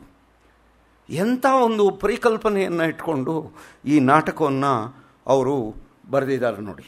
ಮುಂದೆ ಹೇಳ್ತಾರೆ, ಈ ಕಬ್ಬವು ಕೊನೆಗಾಣುವವರೆಗೂ ಬಲು ಮಾತಾಯಿತು ಎನಗೂ ಕವಿಗೂ. ಈ ಕಾವ್ಯ ಪೂರ್ತಿ ಆಗೋವರೆಗೆ ಕವಿ Putina person, as a person military ಸ್ಟೋರ್ಸಲ್ಲಿ ಗುಮಾಸ್ತರಾಗಿದ್ದಂಥವ್ರು ಆರಂಭದಲ್ಲಿ, ಅವರು ಮತ್ತು ಪೊಯೆಟ್ ಪೂತಿನ, ಇವರಿಬ್ಬರಿಗೆ ಒಂದು ಮಾತಾಯ್ತಂತೆ ಕೊನೆಯವರೆಗೆ. ಈ ಕಬ್ಬವು ಕೊನೆಗಾಣುವವರೆಗೂ ಬಲು ಮಾತಾಯಿತು ಎನಗೂ ಕವಿಗೂ. ಕವಿ ಹೇಳಿದಂತೆ ಕವಿ ಪುತಿನ ಹೇಳ್ತಾ ಇದ್ದಾರೆ, ರಾಮಾಯಣದ ಕತೆ ಬಹು ಸರಳ, ಹೀಗೆ ಕಾಯಿತು ಎನ್ನುತ್ತ ಮರುಳ, ತರ್ಕಿಸಿ ತರ್ಕಿಸಿ ತೊಳಲುವೆ ಏಕೆ, ಬುದ್ಧಿಯ ಪೊರೆಯೊಳು ಮರೆಸುವೆ ಏಕೆ, ನನ್ನ ವಿಕಾಸವ ಭಾವಪ್ರಕಾಶವ. ನಂದು ಕಾವ್ಯ, ಕವಿ ಹೇಳ್ತಾ ಇದ್ದಾನೆ, ನನ್ನ ವಿಕಾಸವನ್ನು, ನನ್ನ ಭಾವಪ್ರಕಾಶವನ್ನು ನೀನು ಜಿಜ್ಞಾಸೆ ಮಾಡ್ತಾ ಟೈಮ್ ಕಳೀತಾ ಇದೆಯಲ್ಲ. ಬರೀದೇನೆ, ರಾಮಾಯಣ ಭಾಳ ಸರಳವಾದ ಕತೆ, ಮಹಾಭಾರತ ಗಹನವಾದದ್ದು, ಈ ರೀತಿಯ ಚರ್ಚೆಗಳಲ್ಲಿ ತೊಡಗಿದೆಯಲ್ಲ. ಸರಿ ತಪ್ಪೆನ್ನುತ್ತ ಮಾಸವ ಮಾಸವ ನೂಕುವೆ ರಾಗಕ್ಕೆ ತತ್ವವ ಹಚ್ಚಿ. ನಿನ್ನ ರಾಗದ್ವೇಷಕ್ಕೆ ತತ್ವದ ಒಂದು ಬಣ್ಣವನ್ನು ಹಚ್ಚಿಬಿಟ್ಟು ಕಾಲ ಕಳೀತಾ ಇದೆಯಾ. ಹಂಗೆ ಮಾಡಬೇಡ. ಯಾವಾಗಲೂ ಪ್ರತಿಭೆ ಫಾಸ್ಟ್ ಇರುತ್ತೆ, ಅದು ಬಹಳ ವೇಗಗಾಮಿಯಾದದ್ದು. ಕಾರಂತರು ಕೊನೆ ಒಳಗೆ ಅವರು ಬರ್ಕೊಳ್ಳೋದಕ್ಕೆ ಇವರಿದ್ದರು, ಇನ್ನೊಬ್ಬರು ಮಾಲಿನಿ ಮಲ್ಯ ಇದ್ದರು. ಯಾಕೆ? ವ್ಯಾಸರಿಗೇನೆ ಗಣೇಶ ಇದ್ದ. ಅದು ಎಂಥ ಪ್ರತಿಭೆ ಅಂದರೆ, ಅದ್ಭುತವಾದ ಪ್ರತಿಭೆ ಅಂದರೆ, ಅದರ ವೇಗಕ್ಕೆ ಬರವಣಿಗೆ ಸಾಗಲ್ಲ. ಬರವಣಿಗೆ ನಿಧಾನ, ಬೇಗ ಮಾತಾಡ್ಬೋದು, ಬೇಗ ಬರೆಯೋಕ್ಕಾಗಲ್ಲ. ಬೇಗ ಮಾತಾಡೋದನ್ನು ಬೇಗ ಬರೆಯೋದು ಶೀಘ್ರಲಿಪಿ. ಜಗತ್ತಿನ ಫಸ್ಟ್ ಶೀಘ್ರಲಿಪಿಕಾರ ಗಣೇಶ. ಯಾಕೆಂದರೆ ಮಹಾಭಾರತವನ್ನು ಬರ್ಕೊಂಡಂತಹ ಮೊಟ್ಟ ಮೊದಲನೆಯ ಲಿಪಿಕಾರ. ಇರಲಿ. ಸೊ ಜೀವಿಗಳೆಲ್ಲರೂ ಪ್ರಕೃತಿಯ ನೆಚ್ಚಿ ನಡೆವರು, ನಿಗ್ರಹ ವೇತರ ಮಾತು. ಪ್ರಕೃತಿ ಹೇಗೆ ನಡೆಸುತ್ತೋ ಹಾಗೆ ಹೋಗು, ಸಿದ್ಧಾಂತ ಇವೆಲ್ಲ ಬೇಡ ಎನ್ನುವ ಗೀತೆಯ ಗಾದೆಯ ಮರೆತು ನೀನು ಕಾಲ ತಳ್ತಾ ಇದೀಯಾ. ಬರೀ ಅಂತ ಕವಿ ಹೇಳಿದನಂತೆ. ನಾನೆಂದೆನು, ಕವಿ ಇದು ಅನಿವಾರ್ಯ ಎನ್ನದು ತತ್ವಾನ್ವೇಷಣ ಕಾರ್ಯ, ಏನೇತಕೆ ಎಂಬುದೇ ಹವ್ಯಾಸ, ಇದನ್ನುಳಿದಾಗದು ಪದವಿನ್ಯಾಸ. ಪ್ರಶ್ನೆ ಮಾಡೋದೇ ನನ್ನ ಒಂದು ಮುಖ್ಯ ಅಂಶ. ನೀವು ಪೂತಿನ ಅವರ ಬರಹಗಳು ಮತ್ತು ಕಾರಂತರ ಕಾದಂಬರಿಗಳಲ್ಲಿ ಕತೆ ಭಾಗ ಬಹಳ ಕಡಿಮೆ. ಬೇರೆ ಕತೆಗಾರರಿಗಿಂತ ಪೂತಿನ ಮತ್ತು ಶಿವರಾಮ್ ಕಾರಂತರಲ್ಲಿ ಬರೀ ಕತೆಯ ಕುತೂಹಲಕ್ಕೆ ಓದಿದ್ರೆ ನಿಮಗೇನೂ ಸಿಗಲ್ಲ.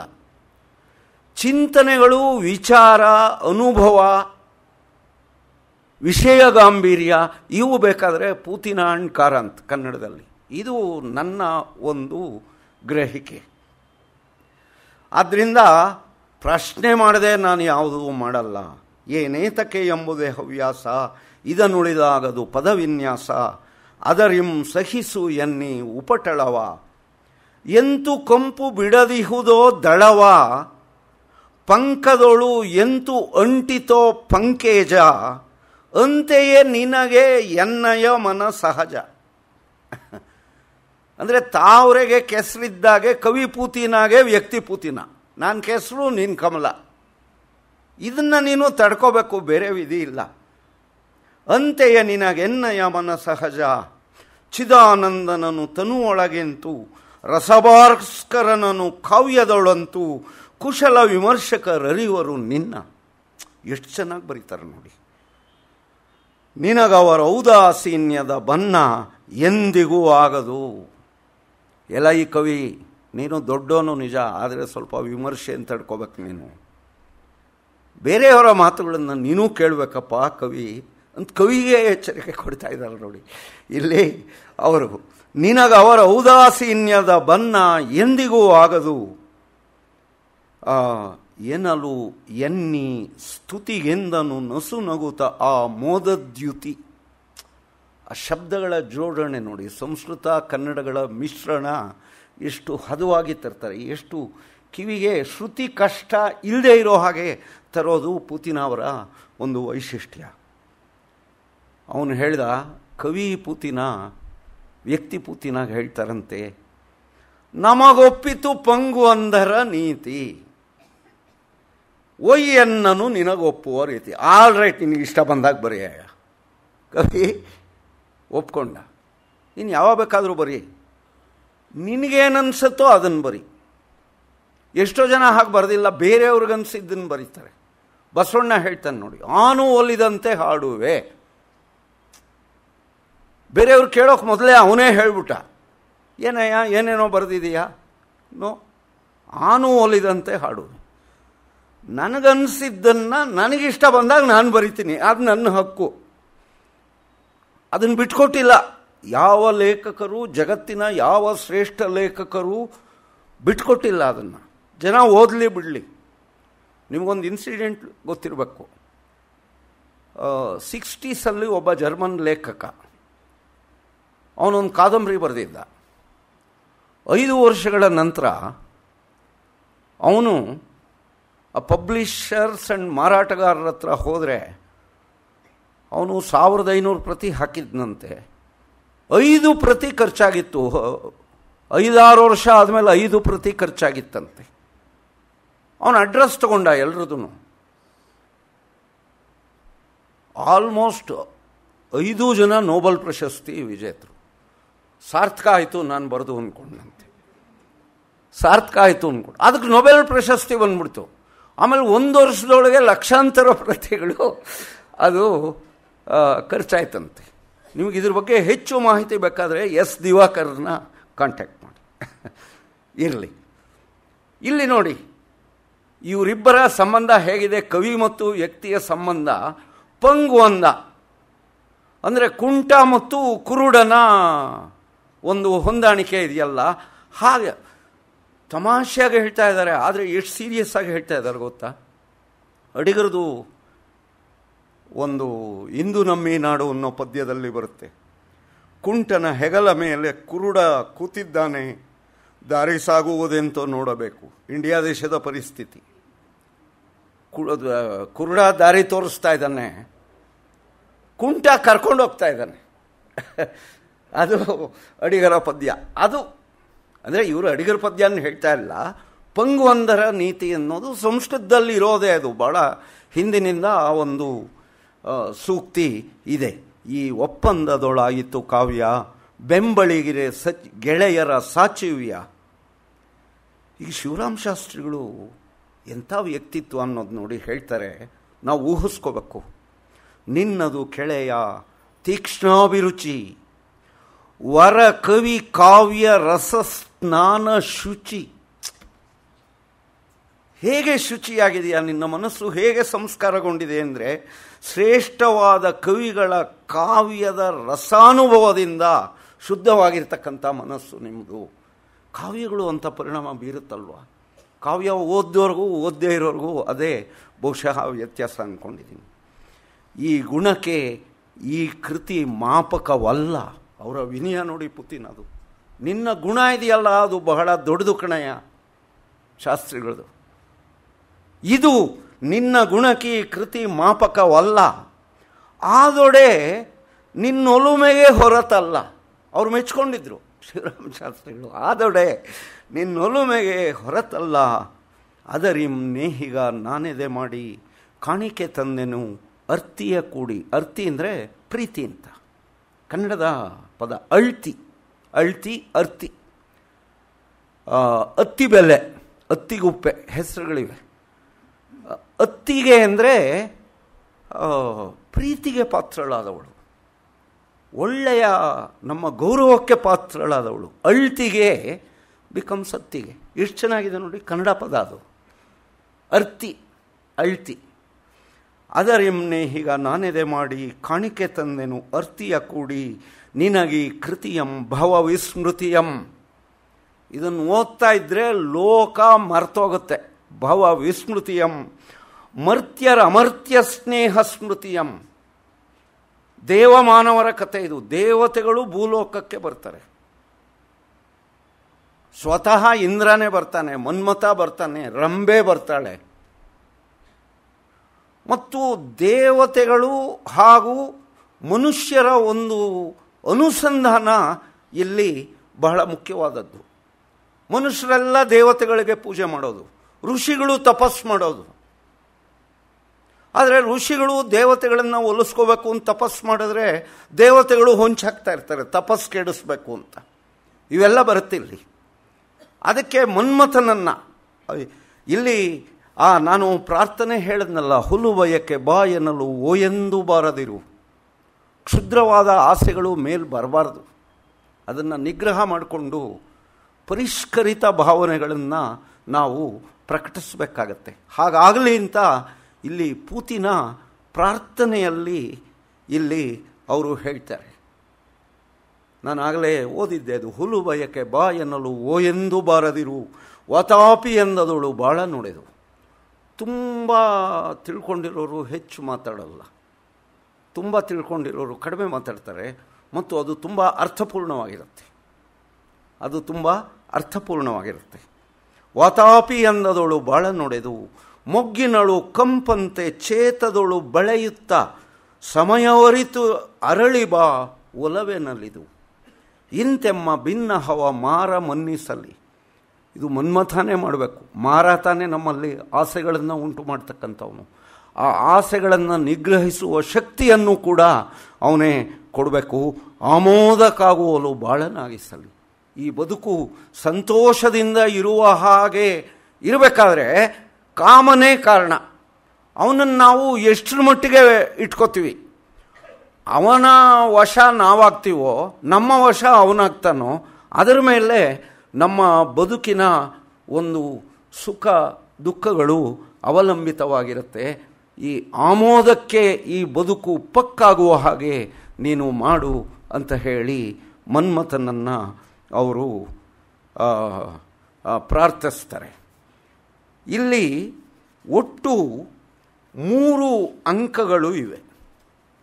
ಅಹಲ್ಯೆ ನಾಟಕ 3 ಅಂಕಗಳು ಇವೆ. ಅದನ್ನು ಅವರು ಪೂರ್ವಾಂಕ, ಮಧ್ಯಮಾಂಕ ಮತ್ತು ಉತ್ತರಾಂಕ ಅಂತ ಕರೆದಿದ್ದಾರೆ ನಾಟಕಕಾರರು. ಪೂರ್ವಾಂಕದಲ್ಲಿ 8 ದೃಶ್ಯಗಳು, ಮಧ್ಯಮಾಂಕದಲ್ಲಿ 3 ದೃಶ್ಯಗಳು ಮತ್ತು ಉತ್ತರಾಂಕದಲ್ಲಿ 5 ದೃಶ್ಯಗಳು ಇವೆ. ಸ್ಥೂಲವಾಗಿ ಹೇಳೋದಾದರೆ ಪೂರ್ವಾಂಕ ಅಹಲ್ಯೆ ಬಿದ್ದ ಕತೆ ಮತ್ತು ಗೌತಮನೂ ಬಿದ್ದ ಕತೆ. ಯಾಕೆಂದರೆ ಅವನು ಮಹಾಮಹಿಮನಾದ ಋಷಿ ಗೌತಮ, ಸಾಧಾರಣವಾದ ಋಷಿ ಅಲ್ಲ. ಆರಂಭದೊಳಗೆ ಹೂಂಕಾರ ಮಾತ್ರದಿಂದ ರಂಭೆ ಬಿದ್ದೋಗ್ಬಿಟ್ಟಿರ್ತಾಳೆ. ರಂಭೆ ಬಂದು ಅವನ ತಪಸ್ಸನ್ನು ಕೆಡಿಸುವುದಕ್ಕೆ ಅವಳು ಸಮರ್ಥಳಾಗುವುದಿಲ್ಲ. ಕೇವಲ ಇವನ ಹೂಂಕಾರದಿಂದ, ಶಿವನಾದರೂ ಕಂಡುಬಿಟ್ಟ, ಇವನು ಕೇವಲ ಹೂಂಕಾರ, ಅವಳು ಬಿದ್ದು ಹೋಗ್ಬಿಡ್ತಾಳೆ. ಅಂತಹ ಒಂದು ನಿಷ್ಠಾವಂತನಾದ ಯೋಗಿ ಮತ್ತು ಋಷಿ ಗೌತಮ. ಅವನು ಕೂಡ ಬೀಳ್ತಾನೆ. ಅವನು ಮನ್ಮಥನ ಒಂದು ಪರವಶಕ್ಕೆ ಒಳಗಾಗ್ತಾನೆ. ತುಸು ಕಾಲ ತಾನು ಅದುವರೆಗೆ ಸಂಪಾದನೆ ಮಾಡಿದ ತಪೋಶಕ್ತಿಯನ್ನು ಅವನು ಕಳ್ಕೊತಾನೆ. ಅದು ಮೊದಲನೆಯ ಅಂಕದಲ್ಲಿ, ಪೂರ್ವಾಂಕದಲ್ಲಿ 8 ದೃಶ್ಯಗಳಲ್ಲಿ ಬರುತ್ತೆ. ಕೆಲವು ಭಾಗಗಳನ್ನು ನಾನು ಹೇಳ್ತೀನಿ. ಇನ್ನು ಮಧ್ಯಮಾಂಕದಲ್ಲಿ ಸಂಪೂರ್ಣವಾಗಿ ಗೌತಮನ ಒಂದು ಆತ್ಮಶೋಧನೆ. ನಾನು ಹೇಗಿರಬೇಕಿತ್ತು, ನಾನು ಎಲ್ಲಿ ತಪ್ಪು ಮಾಡಿದೆ, ನನ್ನ ಮತ್ತು ಅಹಲ್ಯೆಯ ಬದುಕಿನ ವಿವಿಧ ಹಂತಗಳಲ್ಲಿ ನನ್ನ ಅರೆಕೊರೆಗಳೇನು, ನಾನು ಅವಳನ್ನು ಪತ್ನಿಯಾಗಿ ಸ್ವೀಕರಿಸಿ ಅವಳಿಗೆ ನಾನು ನ್ಯಾಯ ಸಲ್ಲಿಸದ್ನ ಇಲ್ವಾ. ನಿಜ, ಒಬ್ಬ ಮಗ ಇದ್ದಾನೆ, ಶತಾನಂದ ಅಂತ ಒಬ್ಬ ಮಗ ಇದ್ದಾನೆ. ಆದರೆ ಅವಳ ಬಯಕೆಗಳಿಗೆ ನಾನು ಪತಿಯಾಗಿ ಬೆಲೆಯನ್ನು ಕೊಟ್ಟನ, ಇದನ್ನೆಲ್ಲ ಆಲೋಚನೆ ಮಾಡ್ತಾನೆ. ಅವನಿಗೆ ಉತ್ತರ ಸಿಗೋಲ್ಲ. ಅದಕ್ಕೋಸ್ಕರ ಅವನೇನು ಮಾಡ್ತಾನೆ, ಹಿಮಾಲಯ ಪರ್ವತಕ್ಕೆ ಹೋಗಿ ಮತ್ತೊಮ್ಮೆ ತಪೋನಿರತನಾಗಿ ಈ ಜೀವನದ ಸಾರ್ಥಕ ಜೀವನದ ಸ್ವರೂಪವೇನು, ಅದನ್ನು ಮುಂದೆ ನಾನು ಹೇಗೆ ತಿದ್ಕೋಬೇಕು ಮತ್ತು ಮುಂದಿನ ನಂತರದ ಹಂತದ ನನ್ನ ಮತ್ತು ಅಹಲ್ಯೆಯ ಬದುಕಿನ ಗೊತ್ತು ಗುರಿಗಳು ಹೇಗಿರಬೇಕು ಅನ್ನೋದನ್ನು ಸಾವಧಾನವಾಗಿ ಯೋಚನೆ ಮಾಡಿ ಇನ್ನೂ ಪ್ರಬುದ್ಧನಾಗ್ತಾನೆ. ಗೌತಮನ ಪಾತ್ರವೂ ಕೂಡ ಅಹಲ್ಯೆಯ ಪಾತ್ರದ ಹಾಗೆ ಬರ್ತಾ ಬರ್ತಾ ಬೆಳೀತಾ ನಾಟಕ ವಿಕಾಸ ಆಗ್ತಾ ಉಜ್ವಲಗೊಂಡ ರೀತಿಯಲ್ಲಿ ಅವು ಒಂದು ಪರಾಕಾಷ್ಠೆಯ ಸ್ಥಿತಿಯನ್ನು ಮುಟ್ತಾ ಹೋಗುತ್ತೆ. ಇದಾದ ಮೇಲೆ ಉತ್ತರಾಂಕದಲ್ಲಿ ಅಹಲ್ಯೆ ಎದ್ದ ಕತೆ. ಬಿದ್ದ ಅಹಲ್ಯೆ ಹೇಗೆ ಎದ್ಲು. ಯಾಕೆಂದರೆ ಇಲ್ಲಿ ಅಹಲ್ಯೆಯನ್ನು ಕುರಿತು ಶ್ರೇಷ್ಠರಾದ 5 ಜನ ಸ್ತ್ರೀಯರ ಪರಿಕಲ್ಪನೆಯ ಗುಂಪಿನಲ್ಲಿ ಆಕೆಯದು ಮೊದಲನೆಯ ಹೆಸರು. ಬಹುಶಃ ಅದು ಅರ್ಥಪೂರ್ಣವಾಗಿದೆ ಅಂತ ನಾನು ಅಂದ್ಕೊಂಡಿದ್ದೀನಿ. ಅಹಲ್ಯೆ ಒಂದು ರೀತಿಯಲ್ಲಿ ಶೋಷಣೆಗೆ ಒಳಗಾದವಳು ಅಂತಲೇ ಪುತಿನ ಭಾವಿಸ್ಕೊಂಡಾಗಿದೆ. ಅಹಲ್ಯೆಯನ್ನು ಕಠಿಣವಾಗಿ ಮತ್ತು ತುಂಬ ವಿಮರ್ಶಾತ್ಮಕವಾಗಿ ಪುತಿನ ನೋಡೋಕ್ಕೆ ಹೋಗಿಲ್ಲ. ಯಾಕೆಂದರೆ ಅಹಲ್ಯೆಯ ತಪ್ಪಿಗಿಂತ ಪರಿಸ್ಥಿತಿಯ ತಪ್ಪು ಹೆಚ್ಚು. ಪತಿಯ ರೂಪದಲ್ಲಿ ಒಬ್ಬ ದೇವತೆಗಳ ಒಡೆಯ ಬಂದರೆ ಅಹಲ್ಯೆ ಏನು ಮಾಡಿಯಾಳು? ಮೋಸಗಾರ ಇಂದ್ರ. ಅಹಲ್ಯೆ ಪತಿತಳಲ್ವೇ ಅಲ್ಲ. ಅಹಲ್ಯೆ ಪತಿತಳಲ್ಲ. ಇದು ಪುತಿನ ಅವರ ಒಂದು ಉದಾರವಾದ ಒಂದು ಮನೋಧರ್ಮದ ಭಾಗವಾಗಿ ಕಂಡುಬರುತ್ತೆ. ನಮ್ಮ ನವೋದಯದ ಲೇಖಕರು ಅವರು ಹೇಗೆ ಕಾಣ್ತಾರೋ ಹಾಗಿರಲಿಲ್ಲ. ಹೇಗೆ ಕಾಣ್ತಾರೋ ಅಂದರೆ ಪುತಿನ ನಾಮ ಇಟ್ಕೊಂಡಿರೋರು. ನಾಮ ಅವ್ರನ್ನ ನೋಡಿದ್ರೆ ಆ ಚಿತ್ರ ಇವತ್ತಿಗೂ ಮರೆಯೋಲ್ಲ. ಆ ಬಾಬ್ರಿ ಮಸ್ಜಿದು ಉರುಳಿಸಿದಾಗ ಪ್ರತಿಭಟನೆಯ ಸಂದರ್ಭದಲ್ಲಿ ಟೌನ್ ಹಾಲ್ ಹತ್ರ ಫಸ್ಟ್ ಬಂದವರು ಪುತಿನ. ಅಂದರೆ ಹಣೆ ಮೇಲೆ ನಾಮ, ಒಳಗಡೆ ಸೆಕ್ಯುಲಾರು. ನಾನು ನಿನ್ನೆ ಮತ್ತೆ ಅರವಿಂದ್ರ ಜೊತೆಲಿ ಮಾತಾಡ್ತಿದ್ದೆ. ಅಲ್ಲಿ ನೋಡಿ, ಏನು ಈ ಗುರೂರು ರಾಮಸ್ವಾಮಿ ಅಯ್ಯಂಗಾರ್ ನಮ್ಮ ಊರಿನ ರಸಿಕರು ಒಳಗೆ ಅವರು ಒಬ್ಬರು ಪುರೋಹಿತರು ನದಿಲಿ ಸ್ನಾನ ಮಾಡಿಬಿಟ್ಟು ಬಟ್ಟೆನ ಮಡಿ ಮಾಡಿಕೊಂಡು ಬುಟ್ಟಿಲಿ ಹಾಕ್ಕೊಂಡು 2-3 ಕೊಡ ಮಡಿ ನೀರನ್ನು ತೊಗೊಂಡು ಹೋಗ್ತಿರ್ತಾರೆ. ಆ ಕಡೆ ಈ ಕಡೆ ಗದ್ದೆ ಮಧ್ಯೆ ಬದು ಎಚ್ಚರಿಕೆಯಿಂದ ಹೋಗ್ತಾ ಇರ್ತಾರೆ. ಹಾಗೆ ಹೋಗೋವಾಗ ಬಹಳ ಮಡಿ ಪ್ರಜ್ಞೆ, ವಯಸ್ಸಾಗಿದೆ ಅವ್ರಿಗೆ. ಸಾಬ್ರು ಹುಡುಗರು ಟೈರು ಓಡಿಸ್ಕೊಂಡು ಬರ್ತಾರೆ. ಇವರು ಒಂದು ರೀತಿ ಚಿಟ್ಟೆ ಥರ ಹಾಗೆ ಹೀಗೆ ಮಾಡಿಕೊಂಡು ಕೊನೆಗೆ ಬಂದು ತಾಕೆ ಬಿಡುತ್ತೆ ಆ ಟೈರು. ಇವರು ಗೊಣಕ್ಕೊಂಡು, ಅಯ್ಯೋ ಮುಂಡೆ ಮಕ್ಕಳ್ರ ನನ್ನ ಮಡಿ ಹೋಯ್ತಿರಲ್ಲೋ ಅಂತ ಗೊಣಕ್ಕೊಂಡು ಮನೆಗೆ ಹೋಗ್ತಾರೆ. ತಿರ್ಗಾ ಸ್ನಾನ ಮಾಡಿಬಿಟ್ಟು ಅವ್ರು ಸೋದರತ್ತೆ ಒಬ್ರು ಇರ್ತಾರೆ, ವೆಂಕಟಮ್ಮ ಅಂತಲ್ಲೋ ಏನೋ, 93-94 ವರ್ಷ. ಇದು ಗೊರೂರು ರಾಮಸ್ವಾಮಿ ಹಿಂಗಾರು ಬರೆದಿರೋದು ನಮ್ಮ ಊರಿನ ರಸಿಕರಲ್ಲಿ. ಏನೋ ಗೊಣಗ್ತಾ ಇದೆಯಾ ನರಸಿಂಹ ಅಂತಾರೆ.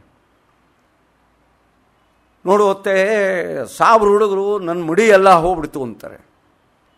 ಸಾಬ್ರು ಹುಡುಗರಾದ್ರೇನು, ಬ್ರಾಹ್ಮಣರು ಹುಡುಗರಾದ್ರೇನು, ಹುಡುಗರಲ್ವೇನೋ, ಯಾಕೋ ಗೊಣಗ್ತೀಯ ಅಂತಾಳ ಅಜ್ಜಿ. ನನಗನ್ನಿಸ್ತು, ನೋಡಿ ಎಂಥ ಒಂದು ವಿಶಾಲವಾದ ದೃಷ್ಟಿ ಆ ಅಜ್ಜಿಯ ಮನಸ್ಸಿನಲ್ಲಿದೆ.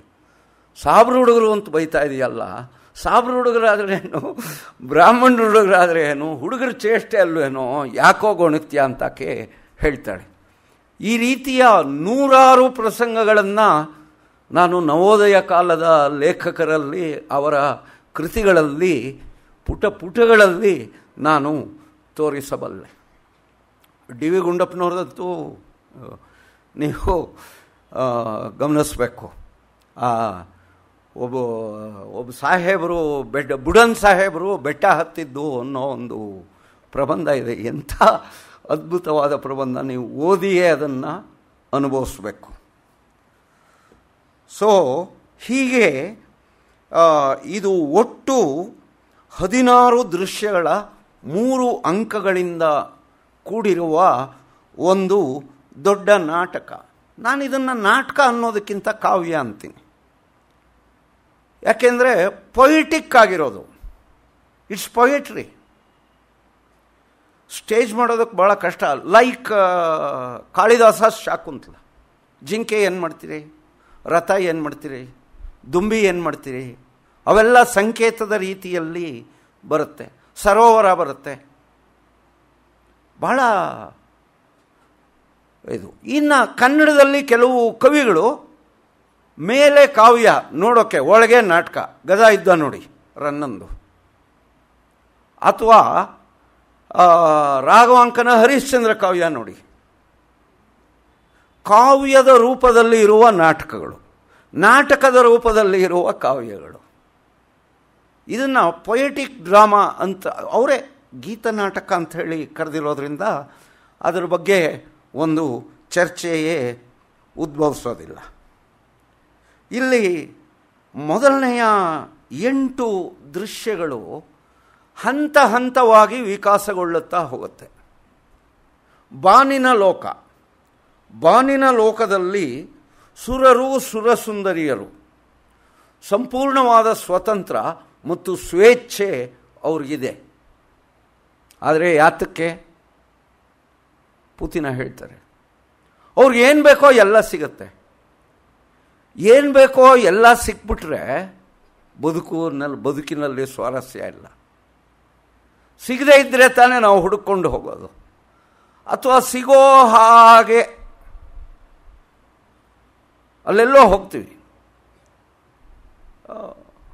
ಪೆನ್ ಬೇಕು ಅಥವಾ ಹೋಳಿಗೆ ಬೇಕು, ತ್ಯಾಗರಾಜನಗರ ಕ್ಲೋಸ್ ಆಗಿದೆ, ಶಂಕರಪುರ,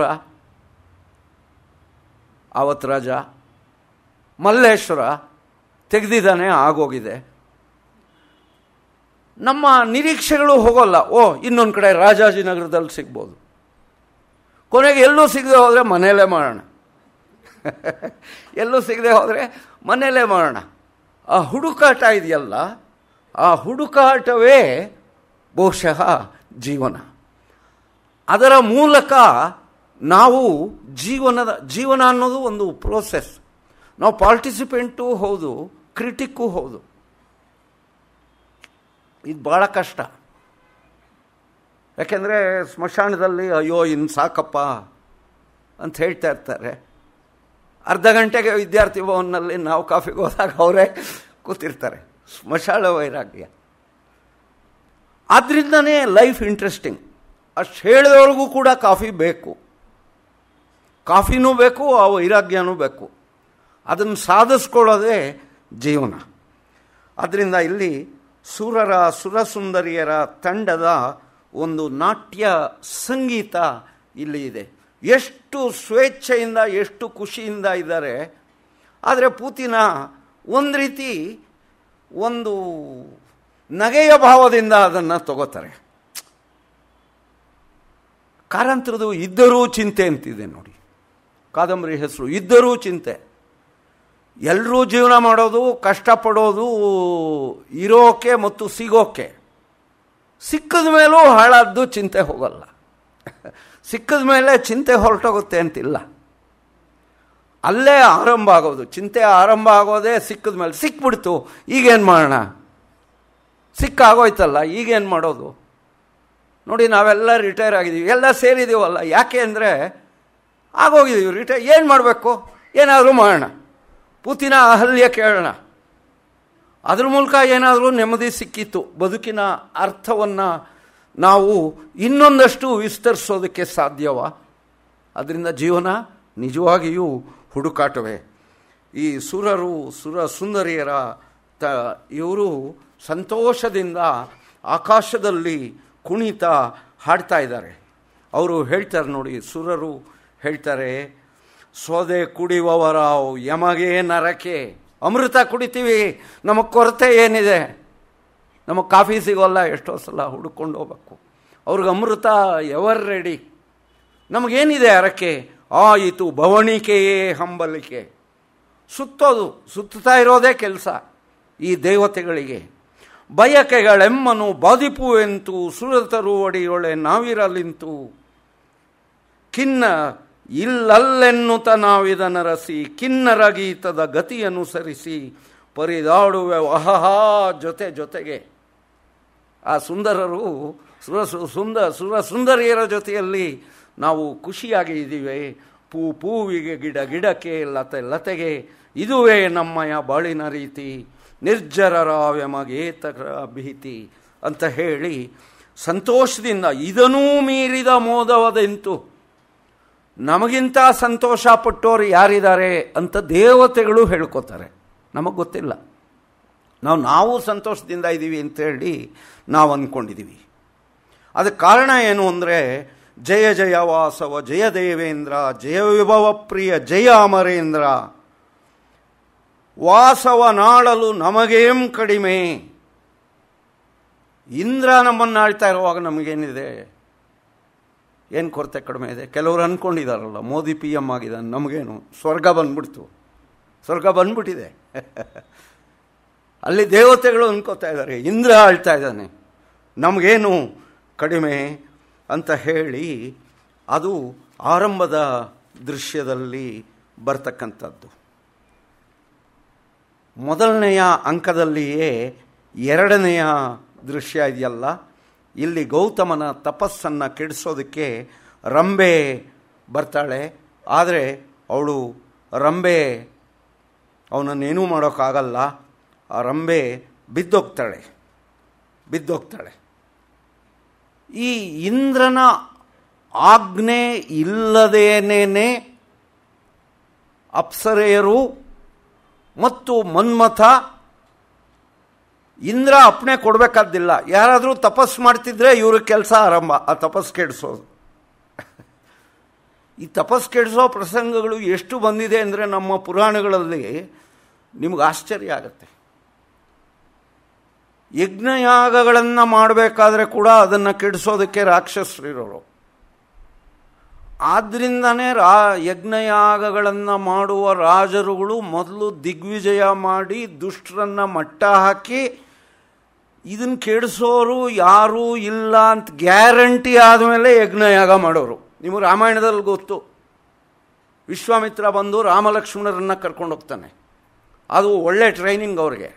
ಯಾಕೆ ಕರ್ಕೊಂಡು ಹೋಗೋದು ಅಂದರೆ, ನಾವು ಯಜ್ಞಯಾಗಗಳನ್ನು ಮಾಡಬೇಕು, ರಾಕ್ಷಸರು ಕೆಡಿಸ್ಬಿಡ್ತಾರೆ, ಅವ್ರನ್ನ ನಾವು ನೋಡ್ಕೊಳ್ಳೋ, ಅವ್ರು ಹೊಡೆದಾಡೋಕ್ಕಾಗತ್ತಾ? ಋಷಿಗಳು ಹೊಡೆದಾಡೋಕ್ಕಾಗತ್ತಾ? ಅದಕ್ಕೋಸ್ಕರ ಕ್ಷತ್ರಿಯರಾದರಂಥ ರಾಮಲಕ್ಷ್ಮಣರನ್ನು ಕಳಿಸು. ಎಂಥ ಟ್ರೈನಿಂಗ್ ನೋಡ್ರಿ ಅವ್ರಿಗೆ.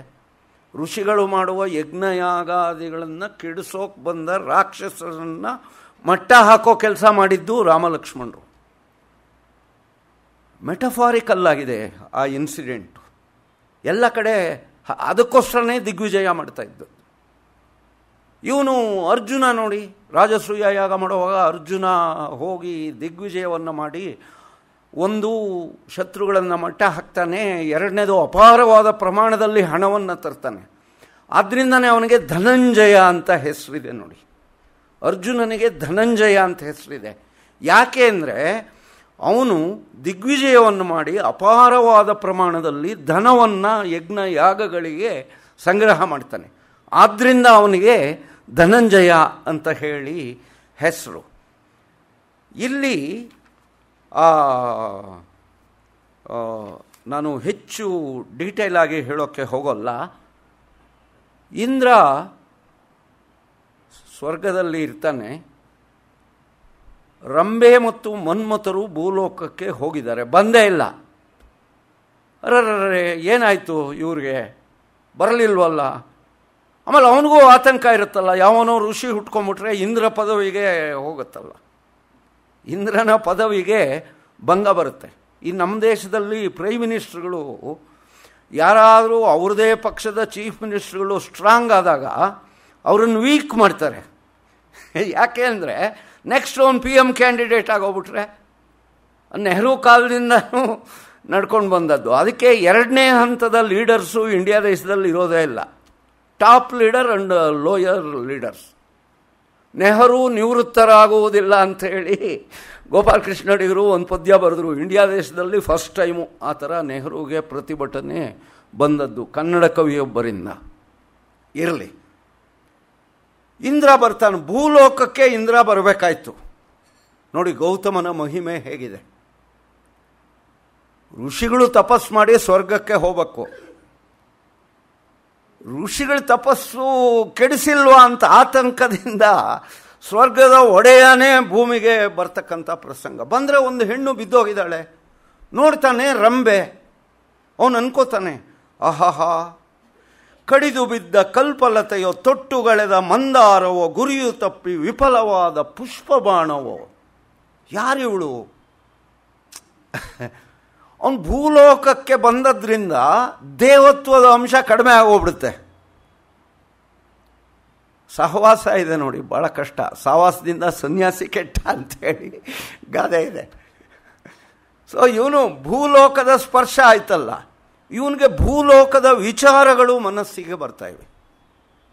ಭೂಲೋಕದ ವಿಚಾರಗಳು ಮನಸ್ಸಿಗೆ ಬರ್ತಾ ಇದೆ. ಕಡಿದು ಬಿದ್ದ ಕಲ್ಪಲತೆಯೋ, ತೊಟ್ಟುಗಳೆದ ಮಂದಾರವೋ, ಗುರಿಯು ತಪ್ಪಿ ವಿಫಲವಾದ ಪುಷ್ಪಬಾಣವೋ. ಅಷ್ಟು ಚೆನ್ನಾಗಿದ್ದಾಳವಳು ರಂಬೆ.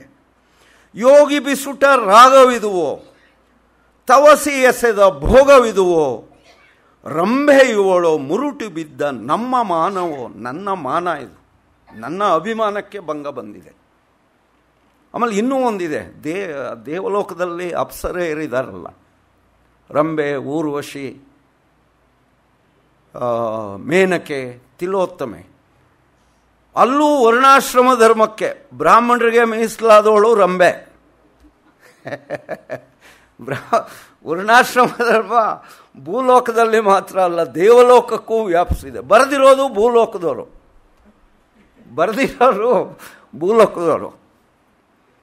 ನೋಡಿ, ಒಂದು ಪುಟ್ಟ ಕಥೆ ಇದೆ.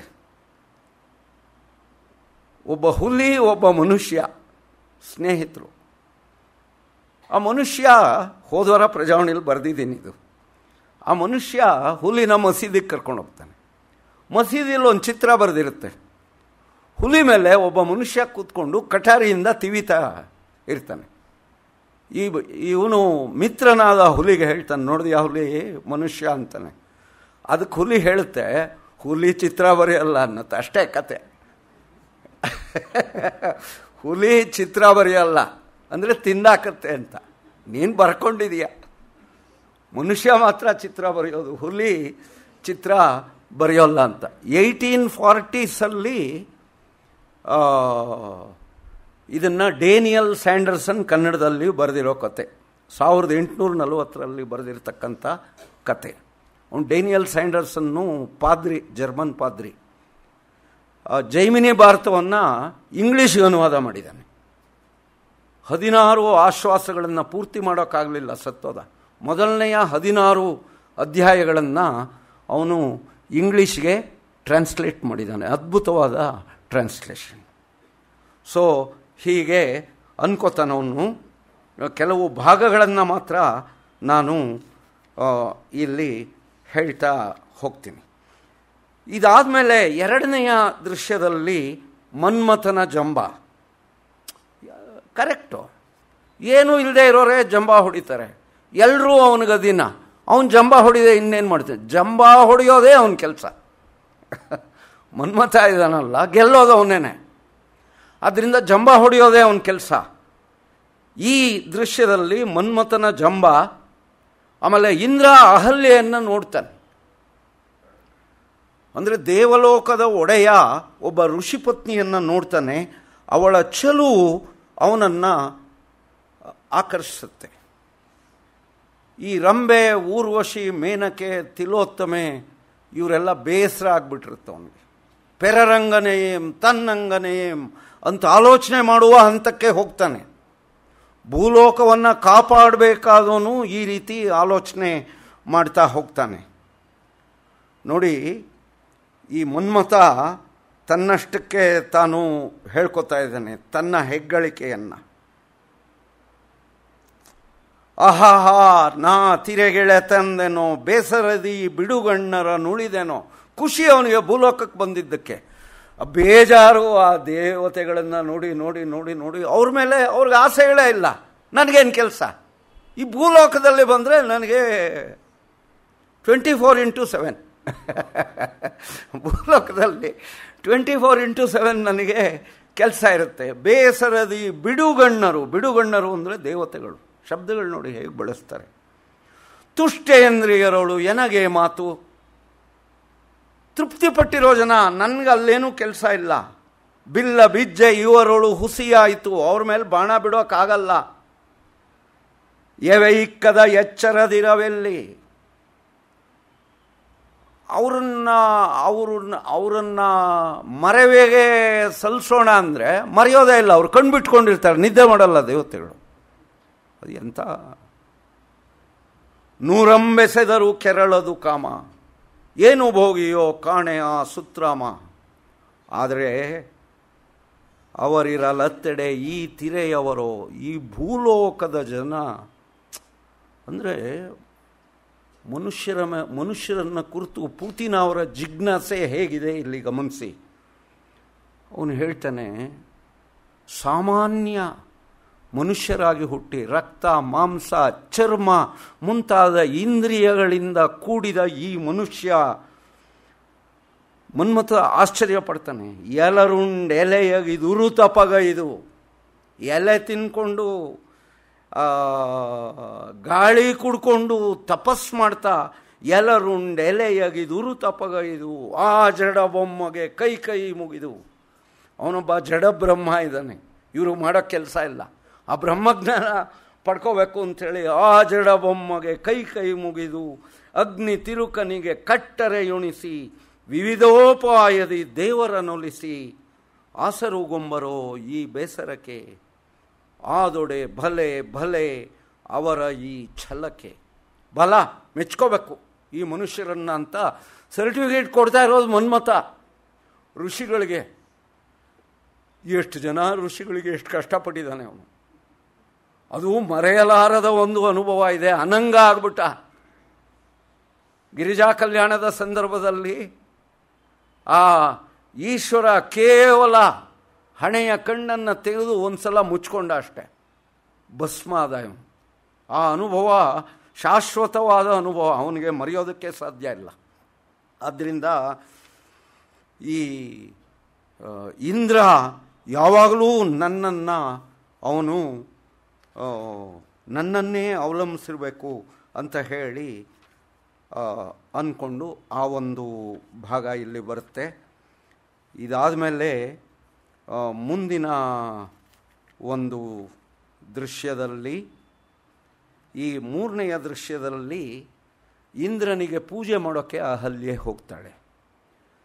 ಇಂದ್ರನಿಗೆ ಪೂಜೆ ಅಂದರೆ ಇಂದ್ರನನ್ನು ಕುರಿತು ಕಾಮ ಅಲ್ಲ, ಅವಳಿಗೆ ಒಂದು ಆತಂಕ ಇದೆ. ನನ್ನ ಪತಿ ತಪಸ್ಸು ಮಾಡ್ತಾ ಇದ್ದಾನೆ, ತಪೋನಿರತರಾದ ಋಷಿಗಳ ಮೇಲೆ ಇಂದ್ರ ಕೋಪ ಮಾಡ್ಕೊತಾನೆ, ಕೆಡಿಸ್ತಾನೆ. ನನ್ನ ಪತಿಗೆ ಎಲ್ಲಿ ಕಷ್ಟ ತರ್ತಾನೋ ಆದ್ದರಿಂದ ಇಂದ್ರನನ್ನು ಮೆಚ್ಚಿಸ್ಬೇಕು ಅಂಥೇಳಿ ಇಂದ್ರನಿಗೆ ಪೂಜೆ ಮಾಡೋಕ್ಕೆ ಹೋಗ್ತಾಳೆ. ಒಂದು ಯಜ್ಞಕುಂಡವನ್ನು ತಯಾರಿಸಿ ಅಲ್ಲಿ ಇಂದ್ರನನ್ನು ಧ್ಯಾನಿಸ್ಕೊಂಡು ಪೂಜೆ ಮಾಡೋದಕ್ಕೆ ಅವಳು ಹೋಗ್ತಕ್ಕಂಥದ್ದು. ಆದರೆ ಆ ಇಂದ್ರ ಭೂಲೋಕಕ್ಕೆ ಬಂದಿದ್ದಾನಲ್ಲ, ಆ ಗೌತಮನ ಆಶ್ರಮದಲ್ಲೇ ಇದ್ದಾನೆ, ಇವಳಿರುವ ಆಶ್ರಮದಲ್ಲೇ ಇದ್ದಾನೆ, ಇನ್ನೂ ಅವಳನ್ನು ನೋಡಿಲ್ಲ. ಆದರೆ ಇವಳಿಗೆ ಒಂದು ವಿಚಿತ್ರವಾದ ಮನಸ್ಸಿನ ತಲ್ಲಣ ಆಗುತ್ತೆ. ಇವತ್ತು ಯಾಕೋ ಬೇರೆ ಥರ ಇಲ್ಲ, ಇವತ್ತು ಬೇರೆ ಥರ ಇದೆ, ಪ್ರತಿದಿನ ಇದ್ದ ಹಾಗಿಲ್ಲ.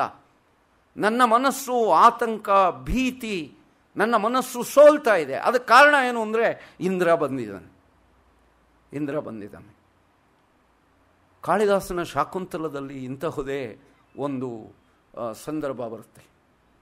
ಇವನು ದುಷ್ಯಂತ ಜಿಂಕೆಯನ್ನು ಅಟ್ಟಿಸ್ಕೊಂಡು ಆ ಒಟುಗಳು ವೈಖಾನಸರು ಹೇಳಿದ ಹಾಗೆ ಆ ಆಶ್ರಮದ ಜಿಂಕೆಯನ್ನು ಕೊಲ್ಲದೆ ರಾಜವೇಷವನ್ನು ಬಿಚ್ಚಿಟ್ಟು ಸಾಮಾನ್ಯ ಮನುಷ್ಯನ ಹಾಗೆ ಕಣ್ಣು ಆಶ್ರಮವನ್ನು ಪ್ರವೇಶಿಸ್ತಾನೆ. ಆ ಕಣ್ವರ ಆಶ್ರಮಕ್ಕೆ ಕಾಲಿಟ್ಟ ತಕ್ಷಣ ಅವನ ಭುಜ ಅದರುತ್ತೆ. ಅದ್ಭುತವಾಗಿದೆ ಶಾಕುಂತಲ ನಾಟಕ. ಅವನ ಭುಜ ಅದರುತ್ತೆ. ಮುಂದೆ ಬರುತ್ತೆ 4-5 ಪುಟಗಳ ನಂತರ, ಅದೇ ಸಂದರ್ಭದಲ್ಲಿ ಶಕುಂತಲೆಯ ಮನಸ್ಸಿಗೆ ಒಂಥರ ಆಗತ್ತೆ. ಅವನಲ್ಲಿ ಪ್ರವೇಶಿಸಿದ್ದಾನೆ, ಶಕುಂತಲೆಯ ಮನಸ್ಸಿನಲ್ಲಿ ಒಂಥರ ಆಗತ್ತೆ. ಮತ್ತೆ ಅಷ್ಟೇ ಅಲ್ಲ, ಅದ್ಭುತವಾದ ನಾಟಕಕಾರ ಅವನು, ಅದ್ಭುತವಾದ ಕವಿ. ಜಿಂಕೆ ಯಾರೂ ಅಲ್ಲ, ಶಕುಂತಳೆ. ಜಿಂಕೆ ನಟ್ಟಿಸ್ಕೊಂಡು ಬರೋದು. ದುಂಬಿ ಶಕುಂತಲೆಯನ್ನು ಕಾಡುತ್ತೆ, ದುಂಬಿ ಯಾರೂ ಅಲ್ಲ, ದುಷ್ಯಂತನ ಮನಸ್ಸು. ಈ ಮೆಟಫರ್ಸ್ ಎಲ್ಲ ಅದ್ಭುತವಾದ ಮೆಟಫರ್ಸು ಅಲ್ಲಿ ಶಾಕುಂತಲ ನಾಟಕದಲ್ಲಿ ಬರುತ್ತೆ. ಇಲ್ಲಿ ಇಂದ್ರ ಅಹಲ್ಯೆಯನ್ನು ನೋಡಿ ಅಹಲ್ಯೆಯನ್ನು ಮನಸ್ಸಿನಲ್ಲಿ ಆಸೆ ಪಟ್ಟದ್ರಿಂದ ಅಹಲ್ಯೆಯ ಮನಸ್ಸಿನಲ್ಲಿ ನಿಷ್ಕಾರಣವಾಗಿ ಆತಂಕ ಉಂಟಾಗುತ್ತೆ. ಅವಳು ಕಾರಣ ಅಲ್ಲ, ಇವಳನ್ನು ಅಪೇಕ್ಷೆ ಪಟ್ಟ ಪ್ರಭಾವ ಅವಳ ಮನಸ್ಸಿನ ಮೇಲೆ ಪರೋಕ್ಷವಾಗಿ ಉಂಟಾಗಿದೆ. ಆದ್ದರಿಂದ ಅವಳ ಮನಸ್ಸು ಬಿತ್ತು ಕೆಳಕ್ಕೆ, ಅವಳ ಮನಸ್ಸು ಕೆಳಕ್ಕೆ ಬಿತ್ತು. ಆಗ ಸಂಜೆ ಸೂರ್ಯ ಮುಳುಗ್ತಾ ಇದ್ದಾನೆ. ಸಮಯ ನೋಡಿ ಎಂಥ ಸಮಯ. ಇಲ್ಲಿ ಒಂದು ಬಹುಶಃ ಏನು ಹೇಳೋಣ, ಔನ್ನತ್ಯ ಅಂತ ಲಾಂಗಿನಸ್ ಅನ್ನೋನು ಹೇಳಿದ ತತ್ವ ಗ್ರೀಕರಲ್ಲಿ. ನಮ್ಮಲ್ಲಿ ಮೊದಲಿಂದ ಇತ್ತದು. ಅವನು 17ನೇ ಶತಮಾನದಲ್ಲಿ ಹೇಳ್ದ. ಮಹಾಭಾರತ ರಾಮಾಯಣಗಳಲ್ಲಿ ಮಹೋನ್ನತವಾದ ಪ್ರತಿಮೆಗಳು 100 ಬರುತ್ತವೆ.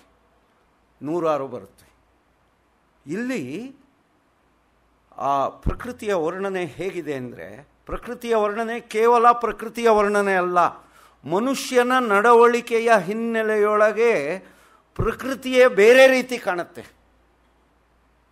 ಈಗ ಬೇಂದ್ರೆ ನೋಡಿ, ನೀ ಹಿಂಗ ನೋಡಬೇಡ ನನ್ನ,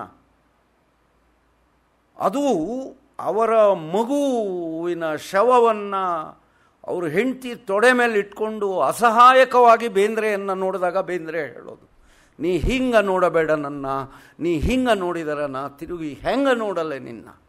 ಅಲ್ಲಿ ಮುಂದುವರಿತಾ ಒಂದು ರೂಪಕ ಬರುತ್ತೆ, ಒಂದು ಮೆಟಫರು. ಹುಣ್ಣಿಮೆ ಚಂದಿರನ ಹೆಣ ಬಂದು ಹಗಲಾಗ ತೇಲ್ತದ ಅಂತಾರೆ ಬೇಂದ್ರೆ. ನೀವು ಮೈ ನಡ್ಗೋಗುತ್ತೆ ಅದನ್ನು, ಆ ಹಿನ್ನೆಲೆಯನ್ನು ನೆನಪಿಸ್ಕೊಂಡು ನೀವು ಆ ಕವಿತೆ ನೋಡಿದ್ರೆ, ಹೆಂಡತಿ ತೊಡೆ ಮೇಲೆ ಮಗುವಿನ ಶವ ಇದ್ದಾಗ ಆಕಾಶದಲ್ಲಿ ಕಾಣುವ ಹುಣ್ಣಿಮೆ ಚಂದ್ರ ಹುಣ್ಣಿಮೆ ಚಂದಿರನ ಹೆಣ ಬಂದು ಹಗಲಾಗ ತೇಲ್ತದ ಅಂತ ಹೇಳಿ ಬೇಂದ್ರೆ ಅಲ್ಲಿ ಬರೀತಾರೆ. ಆದ್ದರಿಂದ ಈ ಪ್ರಕೃತಿ ವರ್ಣನೆಗಳು ಕೇವಲ ಪ್ರಕೃತಿ ವರ್ಣನೆಗಳಾಗಿ ಬಂದರೆ ಅದು ಸ್ವಾರಸ್ಯವೇನಿರೋಲ್ಲ, nature for the sake of nature ಆಗುತ್ತೆ. ಆದರೆ ಜೀವನದ ಹಿನ್ನೆಲೆಯಲ್ಲಿ ಪ್ರಕೃತಿಯನ್ನು ನೋಡೋದನ್ನು ನಾವು ಕಲ್ತ್ಕೋಬೇಕು. ನಾವೆಲ್ಲ ಪ್ರಕೃತಿಯ ಕೂಸುಗಳು. ಹಿಮಾಲಯ ಪರ್ವತಕ್ಕೆ ಹೋಗಿ ಬರೋವಾಗ ನಾವು ಝೀರೋಗಿಂತ ಕಡಿಮೆ ಅನಿಸ್ಬಿಡುತ್ತೆ, ಮೈನಸ್ ನೆಗೆಟಿವ್ ಆರಂಭ ಆಗುತ್ತೆ. ಅಂಥ ಒಂದು ಅನುಭವ ಆಗ್ತಕ್ಕಂಥದ್ದುಂಟು. ಇಲ್ಲಿ ನೋಡಿ, ಆ ವರ್ಣನೆಯನ್ನು ಹೇಳಿ ನಾನು ಬೇಗ ಮುಗಿಸ್ತೀನಿ.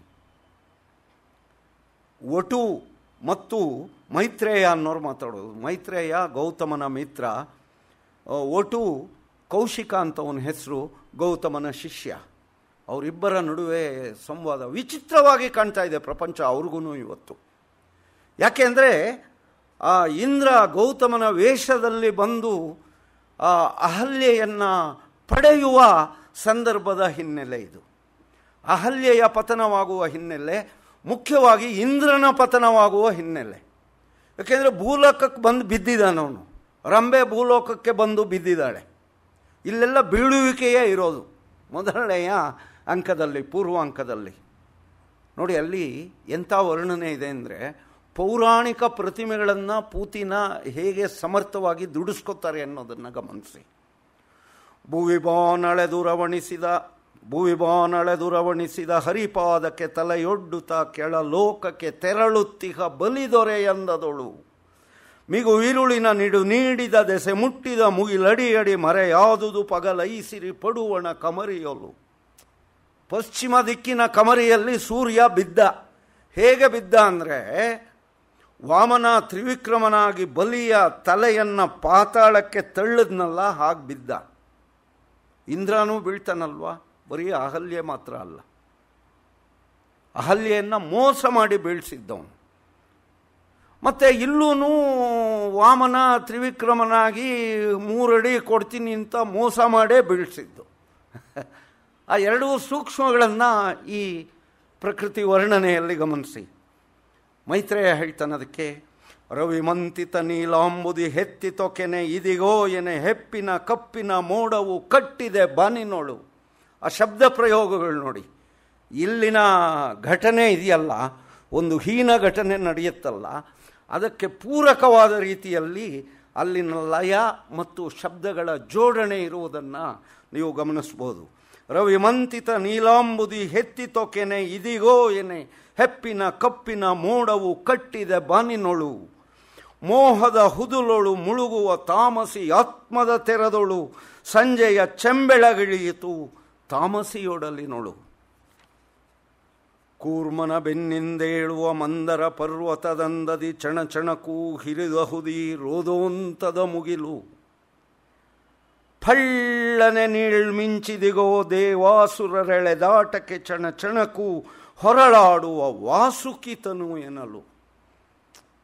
ಅಲ್ಲಿ ಸೂರ್ಯ ಮುಳುಗ್ತಾ ಇರೋದು ಮತ್ತು ಮೋಡಗಳು ಹೆಪ್ಪು ಕಟ್ತಾ ಇರತಕ್ಕಂಥ ಚಿತ್ರ ಇದೆಯಲ್ಲ, ಅದು ಶೋಷಕನಾದ ಇಂದ್ರ ಮೋಸದಿಂದ ಆ ಗೌತಮನ ವೇಷದಲ್ಲಿ ಬಂದು ಅಹಲ್ಯೆಗೆ ಮೋಸ ಮಾಡುವ ಸಂದರ್ಭದ ಹಿನ್ನೆಲೆಯ ಪ್ರಕೃತಿಯ ವರ್ಣನೆಯಾಗಿ ಅದ್ಭುತವಾದ ರೀತಿಯಲ್ಲಿ ಇಲ್ಲಿ ನಿರೂಪಣೆಗೊಂಡಿದೆ ಅಂತ ಹೇಳಿ ಅನಿಸುತ್ತೆ. ಸೊ ಇದೆಲ್ಲ ಆಗಿ ಅವಳಿಗೊಂದು ಜಿಜ್ಞಾಸೆ, ಅಹಲ್ಯೆಗೆ ಒಂದು ಜಿಜ್ಞಾಸೆ.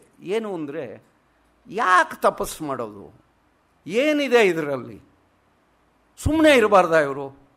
ಆ ದೇವತೆಗಳ ಕೋಪಕ್ಕೆ, ಇಂದ್ರನ ಕೋಪಕ್ಕೆ ಈಡಾಗೋದಾ ಅಂತ ಹೇಳಿ ಅದು ಒಂದನ್ನು ನಿಮ್ಮೆದುರು ಓದಿ ನಾನು ಮುಕ್ತಾಯ ಮಾಡ್ತೀನಿ. ಅಹಲ್ಯೆ ಕೇಳ್ತಾಳೆ, ಅಯ್ಯ ಇದೆಲ್ಲ ಯಾಕೆ? ಆಯಿತು ಅಣ್ಣ ನಿಮ್ಮಿ ಬನ್ನ ಎಂದಿಗೆ ಮುಗಿಯುವುದು? ಮನದೊಳಗೆ ಹದುಳವ ನೀಗದೆ ಕೇಡನು ಹಾರದೆ ಎಂದೊಂದುವೆವ ಈ ಮನೆಯೊಳಗೆ. ನಾವೆಲ್ಲ ಸೇರಿ ಒಂದು ಕುಟುಂಬದ ರೀತಿಯಲ್ಲಿ ಸಾಂಸಾರಿಕ ಸಂತೋಷದಲ್ಲಿ ಯಾವಾಗ ಮುಳುಗೋದು? ನಗೆಯ ಬುಗ್ಗೆಗಳನ್ನು ಚಿಮ್ಮಿಸುವುದು ಯಾವಾಗ? ಹೀಗೆ ಒಣಕ್ಕೊಂಡು ತಪಸ್ಸು ಮಾಡ್ಕೊಂಡು ಕೂತ್ಕೊಳ್ಳೋದ? ಈ ತಪವೇತಕ್ಕೆ, ಈ ಚಟವೇತಕ್ಕೆ ಸಿದ್ಧಿಯದೇನಹುದು ಅದರಿಂದ. ದೇವರೊಳೇತಕ್ಕೆ ನಮಗೀ ಹೋರಿಕೆ. ಹೋರಿಕೆ ಅವರೇ ಕ್ರಿಯೇಟ್ ಮಾಡಿರೋ ಶಬ್ದ. ನೂರಾರು ಶಬ್ದಗಳನ್ನು ಅವರು ಕನ್ನಡ ಶಬ್ದಕೋಶಕ್ಕೆ ಕೊಡಿಸತಕ್ಕಂಥದ್ದುಂಟು. ದೇವರೊಳು ಏತಕ್ಕೆ ನಮಗೀ ಹೋರಿಕೆ, ಹಿತವೇನಹುದಿ ಹಗೆಯಿಂದ. ಪತಿ ಮನವನು ಮರಳಿಸುವನುವನು ಕಾಣಿರಿ ಅಣ್ಣ ನೀವಿಂದು. ಮಂಗಳವಲ್ಲದ ಆವುದೋ ಪಲ್ಲದ ಶಂಕಿಸು ತಳುಕಿಹೆ ನಾನೆಂದು. ಏನೋ ಮಂಗಳವಲ್ಲದ್ದು ನಡೆಯುತ್ತೆ ಅನ್ನೋ ಆತಂಕ ನನಗಿದೆ. ಅವನ ತಪಸ್ಸಿನಿಂದ ಅವನು ಬಿಡುಗಡೆಯಾಗುವ ಹಾಗೆ ಮಾಡಿ ಅಂಥೇಳಿ ಶಿಷ್ಯರಿಗೆ ಅವಳು ಹೇಳಿದಾಗ ಮೈತ್ರೇಯ ಹೇಳ್ತಾನೆ, ಏತಕ್ಕೆ ಅತ್ತಿಗೆ ನಿಮಗಿಂದಿ ಬಗೆ ಹದನೇನಿಹುದಿಲ್ಲ ಅಂಜಿಕೆಗೆ. ನೀನು ಹೆದರ್ಕೊಳ್ಳೋದಕ್ಕೆ ಕಾರಣ ಇಲ್ಲ. ತಪವಂ ಗಳಿಪುದು ಮುನಿಜನ ಕಾದುದು ಎಡರೇನಿಹುದಿಲ್ಲ ಅಮರರಿಗೆ. ಇದರಲ್ಲಿ ದೇವತೆಗಳಿಗೆ ತೊಂದರೆ ಏನಿಲ್ಲ. ತಪಸ್ ಮಾಡೋದು ಋಷಿಗಳ ಹಕ್ಕು. ಆತ್ಮೋದ್ದೀಪನ ಕಾದಿ ಸಾಧನ ಲೋಕದ ಕಲ್ಯಾಣಕ್ಕೆ ಆಯಿತು. ತಪಸ್ ಯಾಕೆ ಮಾಡೋದು ಅಂದ್ರಿ? ಅದಕ್ಕೆ ಉತ್ತರ ಹೇಳ್ತಾನವನು. ಆತ್ಮೋದ್ದೀಪನ ಕಾದ ಈ ಸಾಧನ ಲೋಕದ ಕಲ್ಯಾಣಕ್ಕೆ ಆಯಿತು. ದುರುಳರು ದೌಷ್ಟ್ಯದಿ ಮರುಳರು ಮೌಢ್ಯದಿ ನಯಗೆಡೆ ಹದ್ದಿನೊಳಿಡಲಾಯಿತು. ದುರುಳರು ದೌಷ್ಟ್ಯದಿ ಮರುಳರು ಮೌಢ್ಯದಿ ನಯಗೆಡೆ ಹದ್ದಿನೊಳಿಡಲಾಯಿತು. ಅವರನ್ನು ಹದ್ದಲ್ಲಿಡೋದಕ್ಕೋಸ್ಕರ ತಪಸ್ಸು ಬೇಕು. ತಪಸ್ಸು ಮಾಡೋದು ಲೋಕ ಕಲ್ಯಾಣಕ್ಕೆ. ಆದ್ದರಿಂದ ನೀವೇನು ಅಂಜ್ಕೋಬೇಡಿ ಅಂತ ಹೇಳಿ ಅವಳು ಹೇಳ್ತಾಳೆ. ಬಹುಶಃ ಅಹಲ್ಯೆಯನ್ನು ಸಂಪೂರ್ಣವಾಗಿ ಓದಿ ರಸಾನುಭವವನ್ನು ಪಡ್ಕೋಬೇಕಾದ್ರೆ ಕನಿಷ್ಠ ಪಕ್ಷ 25 ಗಂಟೆಗಳು ಬೇಕು. ಯಾಕೆಂದರೆ ಅವರು ಬಳಸೋ ಅಪೂರ್ವವಾದ ಪದಗಳು ಕೆಲವು ಡಿಕ್ಷನರಿಯಲ್ಲಿ ಸಿಗೋಲ್ಲ ನಿಮಗೆ.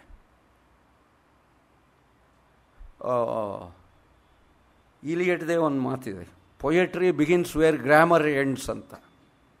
You cannot search grammar in poetry, you cannot search dictionary in poetry. ಡಿವಿಜಿದೇ ಇದೆ ಆ ಸಾಹಿತ್ಯ ಶಕ್ತಿಯೊಳಗೆ. ಆರಂಭದಲ್ಲಿ ಪದಗಳಿಗೆ ಅರ್ಥವನ್ನು ನಿಘಂಟು ಕೊಡುತ್ತದೆ, ಕಾವ್ಯಕ್ಕೆ ಅರ್ಥವನ್ನು ಹೃದಯ ನೀಡುತ್ತದೆ ಅಂತಿದೆ. 2 ಲೈನ್ ಇದೆ ಆ ಸಾಹಿತ್ಯ ಶಕ್ತಿ. ಅದರಲ್ಲಿ ಘೋಷವಾಕ್ಯಗಳ ರೀತಿಯಲ್ಲಿ ಇದೆ. ಮಿತ್ರರೇ, ನಿಮ್ಮಲ್ಲಿ ಎಷ್ಟೋ ಜನ ಈಗಾಗಲೇ ಇದನ್ನು ಓದಿ ಸಂತೋಷಪಟ್ಟಿರ್ಬೋದು. ಓದೋದಕ್ಕೆ ಪ್ರಯತ್ನ ಪಡುವಂಥವರು ಇದನ್ನು ಸ್ವತಃ ಓದಿ ಅರ್ಥ ಮಾಡ್ಕೊಳ್ಳೋದಕ್ಕೆ ಸಾಧ್ಯ ಇದೆ. ಸ್ವಲ್ಪ ತಾಳ್ಮೆ ಬೇಕಷ್ಟೆ, ಒಂಚೂರು ತಾಳ್ಮೆ ಬೇಕು. ಅಂಥ ಸಂದರ್ಭದಲ್ಲಿ ನಮ್ಮಂಥವರ ಪ್ರಯೋಜನವನ್ನು ಪಡ್ಕೊಳ್ಳಿ. ಖಂಡಿತವಾಗ್ಲೂ ನಾವೀಗ ರಿಟೈರ್ ಆಗಿರೋದ್ರಿಂದ ಫುಲ್ ಟೈಮ್ ಫ್ರೀ ಇರ್ತೀವಿ, ಕೆಲಸ ಇರುತ್ತೆ, ಇಲ್ಲ ಅಂತ ಹೇಳೋಲ್ಲ. ನಮ್ಮ ಕವಿ ಪಾಪ ನಮ್ಮ ಲೇಖಕರೆಲ್ಲ ಜಗತ್ತಿನ ಯಾವ ಲೇಖಕರಿಗಿಂತ ನಮ್ಮ ಲೇಖಕರು ಕಡಿಮೆ ಏನಿಲ್ಲ. ಒಂದು ಸಲ ಮಾಸ್ತಿ ಹೇಳಿದ್ರು, ಯಾರೋ ಪ್ರಶ್ನೆ ಕೇಳಿದ್ರು, ಕನ್ನಡ ಸಾಹಿತ್ಯ ವಿಶ್ವ ಸಾಹಿತ್ಯಕ್ಕೆ ಸಮವಾಗಿದೆಯೇ ಅಂತ. ಬೈದ್ಬಿಟ್ರು ಅವರು, ಹೊಡೆಯೋಕೆ ಹೋಗ್ಬಿಟ್ಟಿದ್ರು. ಅಂದರೆ ಹೊಡಿಲಿಲ್ಲ. ಏನು ಪ್ರಶ್ನೆ ಕೇಳ್ತೀರಿ ನೀವು ಅಂತ, ಏನು ಪ್ರಶ್ನೆ ಕೇಳ್ತೀರಿ ಅಂಥೇಳಿ ಅವ್ರ ಮನೆಯಲ್ಲೇ. ಅಂದರೆ ಈಗ ಶೇಕ್ಸ್ಪಿಯರು, ಆಮೇಲೆ ಮಿಲ್ಟನ್ನು, ಶೇಕ್ಸ್ಪಿಯರ್, ಮಿಲ್ಟನ್, ಆಮೇಲೆ ಹೋಮರ್, ಅವನು ಕುರುಡನಂತೆ ಹೋಮರು, ವ್ಯಾಸ, ವಾಲ್ಮೀಕಿ, ಕಾಳಿದಾಸ, ಈ ಥರದವರು. ಹಿಂಗೆ ಕನ್ನಡದಲ್ಲಿ ಆ ಲೆವೆಲ್ಗೆ ಇಲ್ವಾ? ಕುಮಾರವ್ಯಾಸ ಒಬ್ಬ ಸಾಕು, ಇನ್ನು ಹೆಚ್ಚು ಮಾತಾಡಲ್ಲ. ನಮಸ್ಕಾರ.